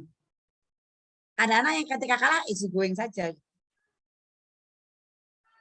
Nah, ketika apa istilah pengalaman kalah gitu ya, pengalaman kalah itu mungkin menyakitkan bagi anak. Bisa anak membuat down tadi. Dan kita tidak bisa memaksa anak kita sendiri kalau kalah, kalau kita gagal kan kita sedih, Bunda. Kalau kita kalah, kita gagal tuh. Nah, bukan ya kalau memang anak kita belum lancar baca, belum begitu, belum bagus, mengapa kita ikutkan lomba? Kalau memang kemungkinannya kalah, gitu ya. Daripada itu membuat anak semakin down, gitu ya. Cukup anak itu lomba dengan dirinya sendiri aja, mengalahkan dirinya sendiri. Misalnya gini, kemarin baca Qur'annya 1 halaman, baca buku uminya 1 halaman. Ketika besok sudah 2 halaman, dia udah menang. Jadi kita membuat lomba sendiri dengan diri kita sendiri. Itu yang saya sarankan. Lebih lagi kalau di pesantren Full Quran itu kita tidak boleh ngikutin lomba-lomba Quran. Itu sih kalau di pesantren yang anak nggak dibolehin untuk ikut lomba Quran. Gitu ya. Jadi istilahnya memang gitu. Jadi kita tidak kita pahamkan kepada anak dan nggak masalah ketika misalnya anak itu sudah paham. Dia kalau ikut lombanya aja sudah butuh dimotivasi keras gitu ya. Kecuali kalau dia semangat. Bunda aku mau ikut lomba Quran nih di sekolah misalnya gitu. Oh iya alhamdulillah yuk kita persiapan begitu. Nah kita tetap harus ngasih wawasan kepada anak. Satu niatnya lomba apa? Supaya dapat teman-teman, tambahan pengalaman, dapat jajan misalnya gitu kan.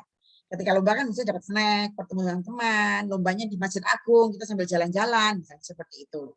Itu alasan-alasannya. Karena bahasa kecil, bahasa anak-anak itu bahasa real ya Bu. Terus kemudian kita juga bisa sampaikan supaya dapat hadiah. Oke, kalau lomba berarti ada 2 peluang, bisa menang, bisa kalah. Menurutmu bagaimana? Kalau menang bagaimana, kalau kalah bagaimana? Ya nggak apa-apa namanya cari pengalaman Bunda, jadi kalau kalah itu juga nggak apa-apa misalnya begitu. Yang penting kan aku udah mewakili sekolah gitu kan. Jadi saya sudah menang di antara teman-teman satu sekolah karena saya yang mewakili sekolah misalnya. Jadi tetap anak-anak kita ajak diskusi. Semua level anak-anak kita ajak diskusi ya Bunda ya. Terus kemudian tadi pesantren, kemudian yang bagaimana mengajar hafalan. Nah, saya belum singgung ya Bunda. Jadi hafalan itu kenapa anak saya mengajar anak membaca Al-Qur'an, khatam membaca Al-Qur'an sejak usia TK, lulus TK, karena apa? Dengan anak membaca Al-Quran, khatam pun membaca dari Al-Baqarah sampai dengan An-Nas, anak akan lebih mudah untuk menghafal Al-Quran ditambah dengan audio. Jadi ada speaker Quran dan sebagainya, dan tidak ada televisi, tidak ada musik, tidak ada games. Itu yang menjadi berat. Itu yang menjadi berat. Gitu ya. Jadi kami memang di rumah tidak ada TV, tidak ada games, tidak ada macam-macam. Sebenarnya saya sedih ketika dunia online begini, daring, pembelajaran daring begini, yang kemudian anak-anak harus belajar via gawai itu saya sangat berat, gitu ya. Maksud saya kalau alhamdulillah anak saya sih nggak ada yang belajar online, semua anak saya offline karena di pesantren dan kalau kemudian terakhir ketika ini saya tarik anak saya nggak usah sekolah, saya izin dulu saja, nggak usah sekolah daripada saya harus dampingin dia untuk menatap layar seperti ini begitu ya. Kalau untuk anak-anak saya tidak menyetujui sebenarnya kalau untuk pembelajaran via daring. Itu yang alhamdulillah sekarang insya Allah sudah mulai tatap muka ya, beberapa sudah mulai bertahap tatap muka, semoga kondisi menjadi lebih baik. Tapi memang dampak negatif dari gadget itu luar biasa. Apalagi kalau kita lihat kan, kalau huruf Al-Quran itu kan hurufnya begitu-begitu aja kan. Tidak bergerak, tidak berwarna-warni misalnya dan sebagainya. Jika dibandingkan dengan games, mainan, televisi, YouTube, itu kan warnanya cerah ceria, bergerak, bersuara. Gitu. Kalau Al-Quran kan benda diam dia tidak bergerak. Gitu. Nah, jadi untuk hafalan itu satu dengan membaca. Malamnya biasanya membaca, kita baca berulang kali, 20 kali kalau anak-anak saya biasanya. Untuk ayat yang dibaca yang disetorkan besok. Terus dibantu dengan auditori. Jadi kita nyetelkan speaker Quran itu pada Quran atau pada ayat yang sedang dia pelajari. Jadi kita terus saja membaca itu. Oke, terakhir tentang pesantren ya. Jadi bagaimana bagaimana anak siap mental masuk pesantren, orang tua siap mental ketika anak masuk pesantren. Pendidikan kita memasukkan pesantren sebagai salah satu roda pendidikan anak. Ya karena mampu untuk bisa memberikan lingkungan terbaik untuk anak-anak belajar. Kemudian ketika ada banyak ilmu yang kita dapatkan, anak-anak ilmu dan wawasan ketika dia dari pesantren. Itu dari orang tua harus mempunyai keteguhan terlebih dahulu. Kemudian terkait dengan anak sekali lagi saya ulangi bahwa anak-anak kita ajak berdiskusi gitu ya. Anak-anak kita ajak berdiskusi tentang bagaimana sekolahnya dia. Bagaimana sekolahnya dia. Bagaimana supaya anak-anak tangguh gitu ya. Anak memilih sendiri. Saya sampaikan anak memutuskan dan memilih sendiri pesantren mana yang akan terlibat sehingga anak-anak akan bertanggung jawab. Dan bagaimana orang tua supaya tangguh gitu ya. Supaya tego bahasanya mungkin gitu ya. Ya kalau anak-anak kita siapkan untuk belajar di pesantren Quran gitu ya, mendekat kepada guru Quran, kenapa kita harus ragu-ragu gitu? Bukankah justru yang akan menjaga, justru Al-Quran itulah yang akan menjaga anak-anak kita. Terus Ustazah, apakah masih ada mungkin 2 atau 3 pertanyaan lagi? Jadi masih ada 1 pertanyaan lagi. Ini dari Mas Mbak Gendis ya. Assalamualaikum warahmatullahi wabarakatuh. Kadang dilema kalau sering-sering dikasih reward itu nanti takut anak kebiasaan apa-apa minta upah. Ini bagaimana Ustazah? Apakah memang tidak apa-apa? Terus apakah memang tidak apa-apa dikasih reward terus? Usia putranya berapa nih? Usia berapa Ibu? Dari Mbak Gendis? Belum dijawab.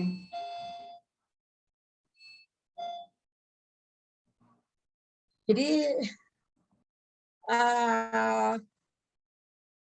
kelas 1 dan kelas 4, oke. Usia SD berarti ya. Jadi begini Bunda. Apakah nanti tidak akan menjadi kebiasaan? Ya? Apa nggak minta upah gitu ya? Karena saya tidak minta upah gitu ya. Karena hadiah itu bukan upah. Reward itu bukan upah. Reward itu bukan upah. Jadi maksudnya gini, misalnya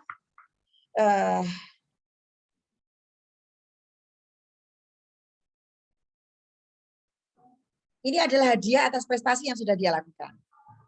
Ya. Atas prestasi yang dia lakukan. Dan hadiahnya memang berupa saatnya bersepatnya seperti itu ya. Buat sekolah. Terus kemudian yang kedua tidak selalu berupa barang hadiahnya.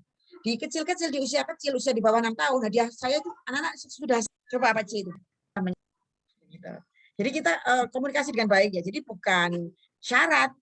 Kalau kamu sudah ini, kamu begini tidak. Tapi itulah kita berikan ketika anak-anak kita berprestasi. Terutama di dalam Al-Quran.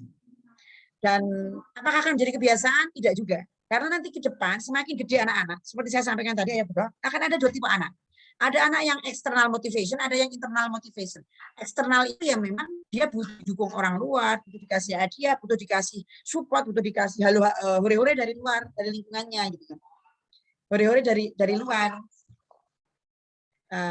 Hore-hore dari luar gitu ya. Ada yang external motivation, ada yang internal motivation. Anak yang internal motivation, walaupun toh dikasih hadiah segede apapun di depan matanya, dia tidak akan tertarik. Saya mau sampaikan begitu. Jadi nanti semakin besar anak-anak kita akan ada 2 jenis minimal, 2 karakter terkait dengan motivasi tersebut. Tapi bahwa memang gitu ya, istilahnya semakin besar tentu diskusi dengan anak itu semakin maknawiyah. Jadi anak bukan karena ngejar hadiahnya tadi. Hadiah paling kalau buku berapa sih harganya, sepatu berapa sih harganya. Tetapi gitu ya, tetapi lebih kepada hakikat Al-Quran tadi. Kenapa sih Mbak Bunda kok senang kalau kamu sudah menyelesaikan membaca Al-Quran itu? Karena kita akan mendapatkan ABC. ada janji-janji pahala dari Allah. Allah memberikan janji-janji kita, anak-anak kita aja diskusi itu juga. Jadi hadiah sepeda, hadiah tas, hadiah macam-macam itu terlalu kecil, kita sampaikan kepada anak-anak, terlalu kecil dibandingkan hadiah pahala dari Allah. Itu mungkin sebagai pendamping gitu ya, terhadap hadiah jadi. Dan anak-anak saya pikir sebelum balik, bahkan awal balik, bahkan kita pun juga kan, boleh juga ya bertawasul dengan amal gitu ya.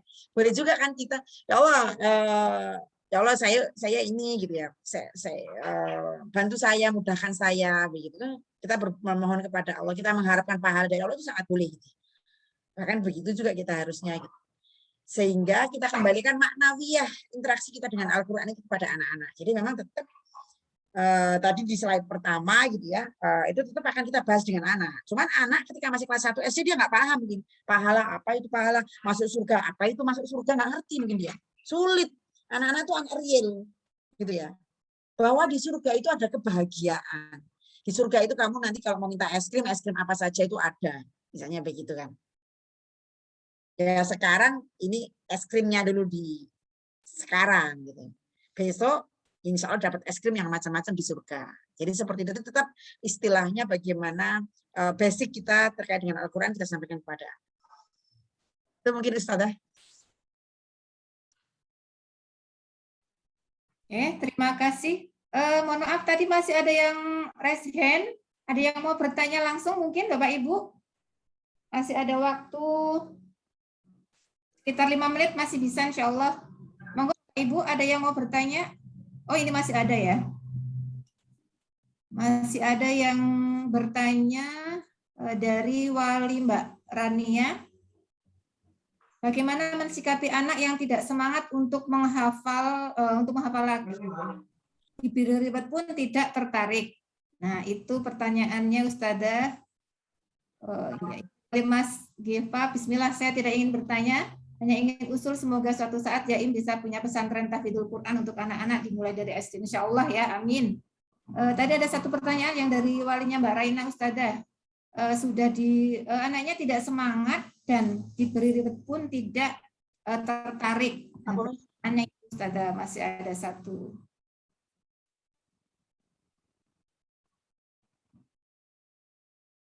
Bunda Rita.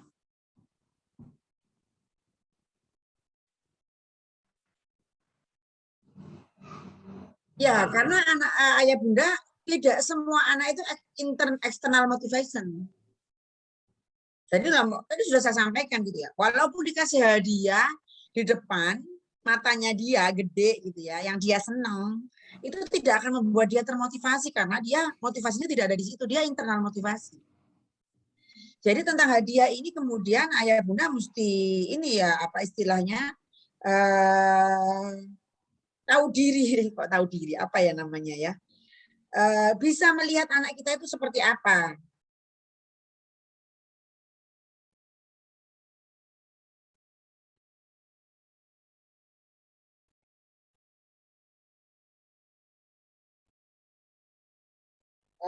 Sekali lagi yang dipentingkan dari kita itu adalah bagaimana anak-anak memahami kenapa harus berinteraksi dengan Al-Quran. Kita harus banyak berdiskusi kepada anak-anak kita.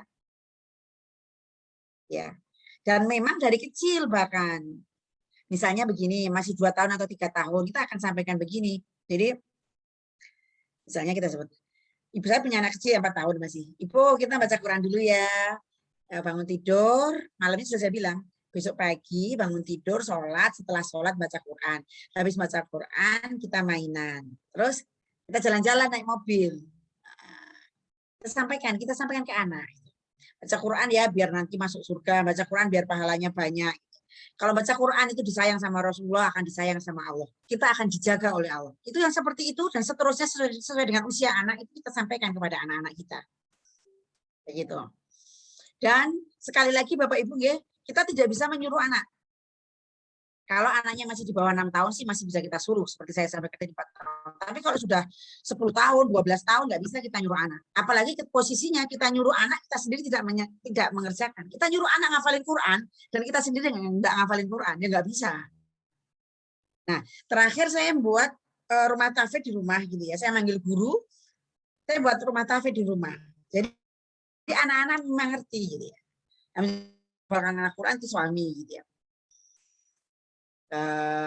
Syami lebih rajin ngafalin Quran daripada saya gitu. Jadi minimal salah satu lah, kalau nggak ibunya ayahnya gitu. Alhamdulillah kalau bisa dua-duanya untuk ngafalin Quran ini gitu. Jadi memang reward itu bukan satu-satunya ya, tapi justru pemahaman dasar itu yang kita pentingkan kepada anak-anak. Dan kemudian yang kedua adalah bagaimana budaya di rumah itu terbentuk dengan baik. Terakhir jangan lupa doa, karena memang Allah lah yang menjaga anak-anak kita, Allah lah yang menggerakkan hati anak-anak kita. Itu mungkin dari saya, Ustazah.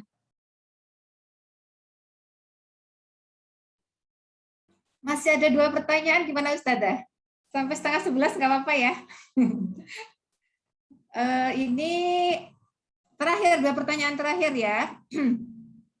Bagaimana caranya menanamkan mindset yang kuat pada anak sejak dini agar mau istiqomah dalam menghafal Al-Quran, karena seiring bertambahnya usia anak akan menemukan dunianya sendiri.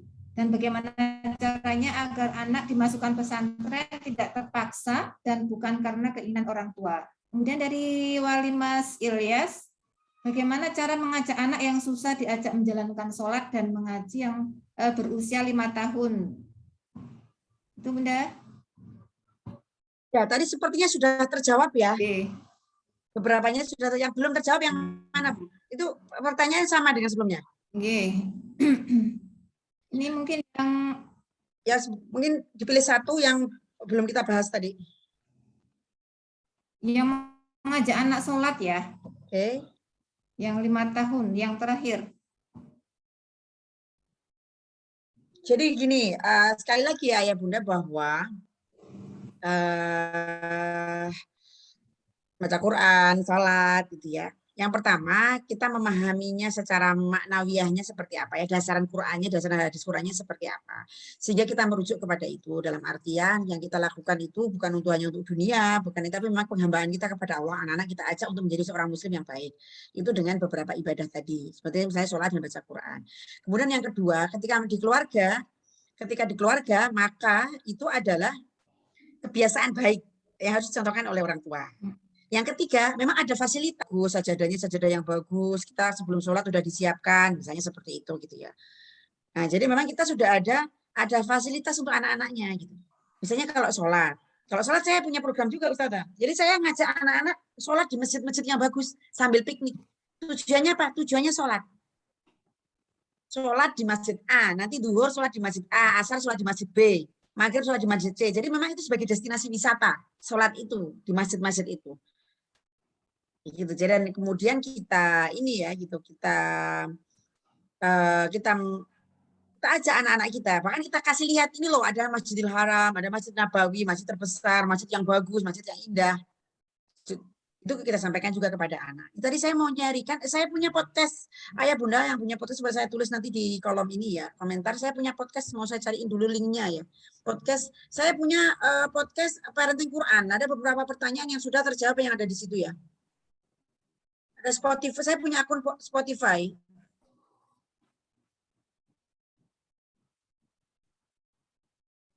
Yang coba nanti saya tulis, Bapak Ibu bisa klik nanti di kolom komentar ya. Saya sudah ada beberapa yang Q&A with Bunda Rita gitu ya. Saya ada podcast Spotify untuk akun saya itu ya. Jadi mungkin bisa juga di Spotify.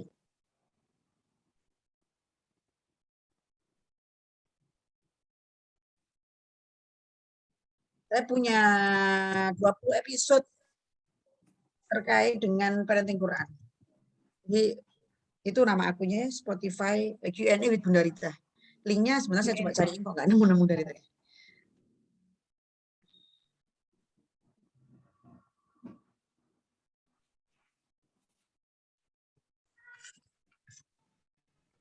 Oke, terima kasih Bunda.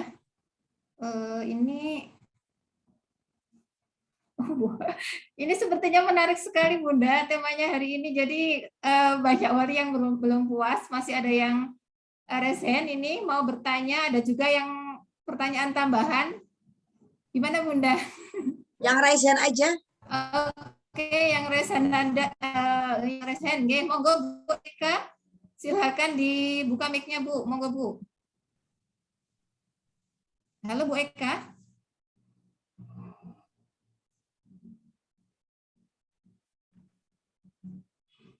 Bu Eka?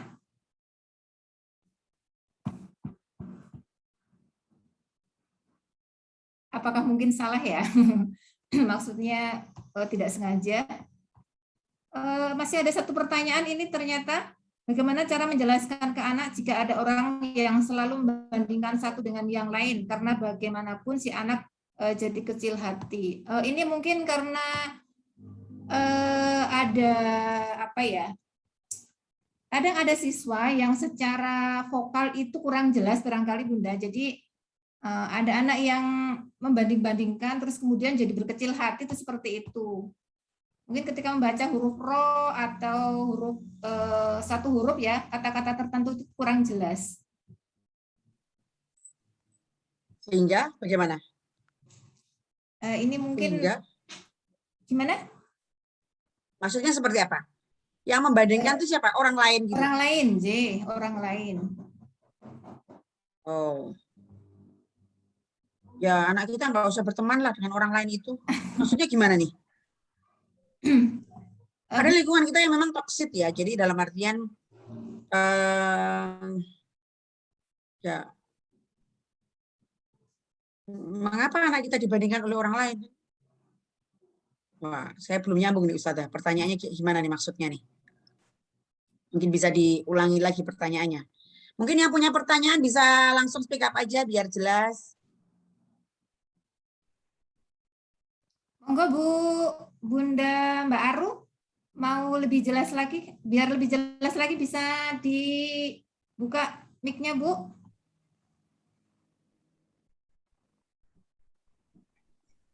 Oh ini mungkin gini Ustazah, jadi ada anak yang ketika apa istilahnya celat gitu loh. Ketika baca ro mungkin kurang jelas ro-nya itu seperti itu. Jadi ketika dibilang sama temannya itu kan jadi dia berkecil hati itu seperti itu.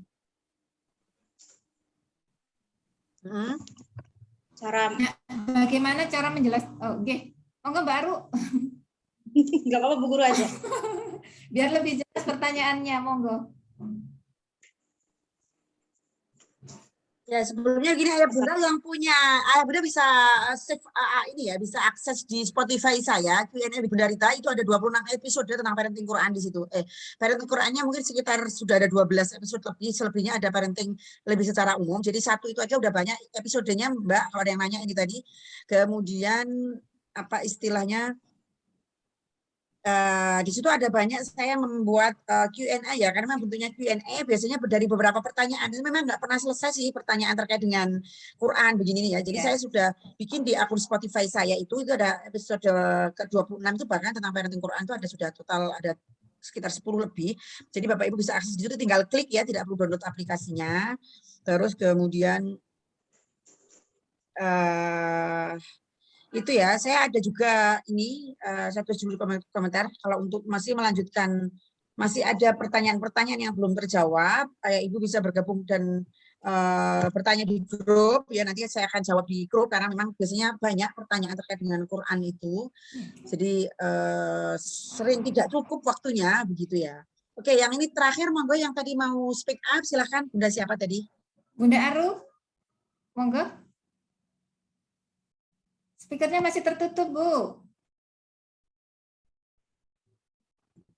Ya, cara membesarkan hati, istilahnya kalau ada anak kita yang tadi seperti disampaikan bahwasanya ada salah satu kekurangan dalam mengucap salah satu huruf hidayah tersebut, nah dia akan jadi kecil hati itu. Mesti saya sebagai orang tua sendiri, bagaimana gitu loh Ustazah. Jadi kan saya juga kadang down sebagai orang tua perlu masukan, istilahnya kan seperti itu. Cara penyampaiannya gitu misalnya. Oke, jadi pertama secara umum ya Bapak Ibu sekalian bahwa anak kita itu kan saya aja misalnya, saya mempunyai 7 anak, itu kan 7-7-nya mempunyai kemampuan yang berbeda ya terkait dengan Al-Quran dan juga untuk pelajaran yang lainnya gitu. Kita sebagai orang tua harus sadar bahwa anak akan mempunyai keunggulan atau kelebihan di bidang-bidang tertentu yang berbeda satu dengan sama yang lain, sehingga kita tidak perlu membanding-bandingkan kalau kita dari orang tua. Yang kedua, kita sebagai orang tua memang menerima gitu ya, istilahnya kalau si anak saya nomor pertama keunggulannya di sini, kelemahannya di sini, anak yang kedua keunggulannya ini, kelemahannya ada di sini. Dan fokus kita sebagai orang tua, saya sarankan kepada Bapak Ibu untuk fokus kepada keahlian anak, kemampuan anak atau prestasi anak yang lebih tinggi, yang dia mumpuni di bidang itu, begitu ya. Jadi kita jangan lihat kekurangannya. Karena apa? Karena kalau kita melihat kekurangan, anggaplah kalau positif itu misalnya kalau kelebihannya nilainya plus 10, kalau kekurangannya minus 5 misalnya. Bahwa minus 5 untuk diangkat sampai dengan 0 sampai diangkat plus 5 itu kan berat. Maka kemudian kita fokus di yang positif. Misalnya ada kemampuan yang positif 5 atau positif 10 yang dia ahli itu dibilang apa itu yang kita lebih concern ke kemampuan anak, kemampuan yang dia bisa gitu. Nah, bagaimana dengan kekurangannya? Ya kita latih saja, kita latih. Dan sekali lagi fokus kita dan fokus anak itu kepada kelebihan dia. Itu yang mau saya sampaikan di sini. Karena memang tiap anak pasti akan ada kekurangan. Dan kita jangan melihat pada kekurangan, tapi lihat pada kelebihan anak. Itu mungkin mudah. Dan kita mau ajak anak-anak untuk lebih berprestasi di bidang yang memang dia terlihat akan berprestasi, terlihat lebih unggul. Gitu, maksud saya seperti itu. Itu, apakah itu cukup menjawab ya? Jadi untuk yang kekurangan ya kita latih saja. Dan kita tidak perlu bahas kekurangan itu dengan anak. Oke. Terima kasih Ustazah. Sudah jelas. Oke. Terima kasih. Terima kasih. Udah Arun, guys, seperti itu ya. Oke, terima kasih Bapak Ibu semuanya. Bunda Rita, waktu sudah semakin siang ya. Tadi sudah ditawarkan, sudah diberikan sama Bunda Rita. Jika memang belum puas, mau bergabung dengan grup WhatsApp yang belum punya ya. Spotify ada banyak episode itu bisa diklik, monggo bisa di copy juga linknya ya. Nanti bisa dibuka masing-masing Bapak Ibu semuanya. Oke, sudah cukup lama dan sudah banyak insya Allah ya yang kita dapatkan dari Bunda Rita. Tinggal nanti kita semuanya sebagai orang tua istilahnya action gitu ya, mempraktekkan bagaimana bisa menempatkan rumah kita itu sebagai tempat pertama yang terbaik untuk anak-anak dalam mengenal Al-Quran, dalam belajar Al-Quran, dalam menghafal Al-Quran. Sehingga nanti anak-anak itu bisa dalam kondisi senang, dalam kondisi berbahagia, tanpa ada tekanan ketika belajar Al-Quran. Sementara itu, Bapak Ibu semuanya, kita cukupkan untuk acara SOT hari ini. Mohon maaf, masih ada satu lagi barangkali ya dari Bu Yuni, dari Yayasan. Sekali lagi saya ucapkan terima kasih Bunda Rita, matur nuwun. Jazakillah khairan katsiran atas ilmunya yang sangat banyak untuk hari ini. Semoga Ibu dan keluarga senantiasa diberikan keberkahan, kesehatan oleh Allah Subhanahu wa taala. Acara selanjutnya dari Yayasan, monggo ada sesuatu mungkin Bu Yuni? Ada yang mau disampaikan? Bu Yuni atau Bu Ning?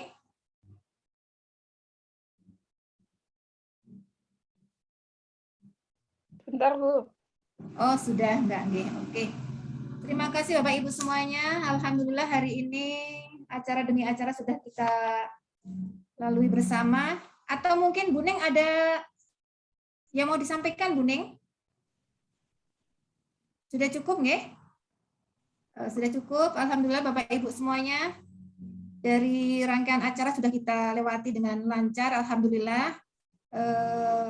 Acara yang terakhir adalah penutup. Marilah kita tutup acara kita pada pagi hingga siang menjelang siang hari ini dengan baca hamdalah dan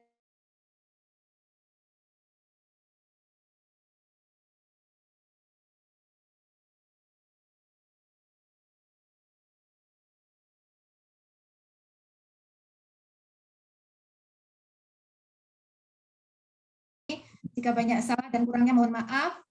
Semoga untuk pertemuan SOT yang akan datang di bulan Oktober bisa lebih baik lagi. Saya ucapkan kepada ayah bunda semuanya, Bapak Ibu sekalian, yang sudah meluangkan waktu, sudah sangat interaktif ya dalam forum ini. Saya akhiri. Assalamualaikum warahmatullahi wabarakatuh. Waalaikumsalam warahmatullahi wabarakatuh. Waalaikumsalam warahmatullahi Yang mau melanjutkan wabarakatuh. aktivitas dipersilahkan.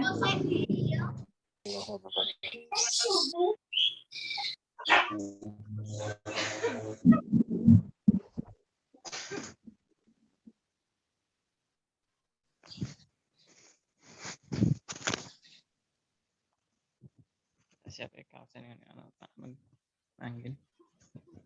Itu siapa ratu besar.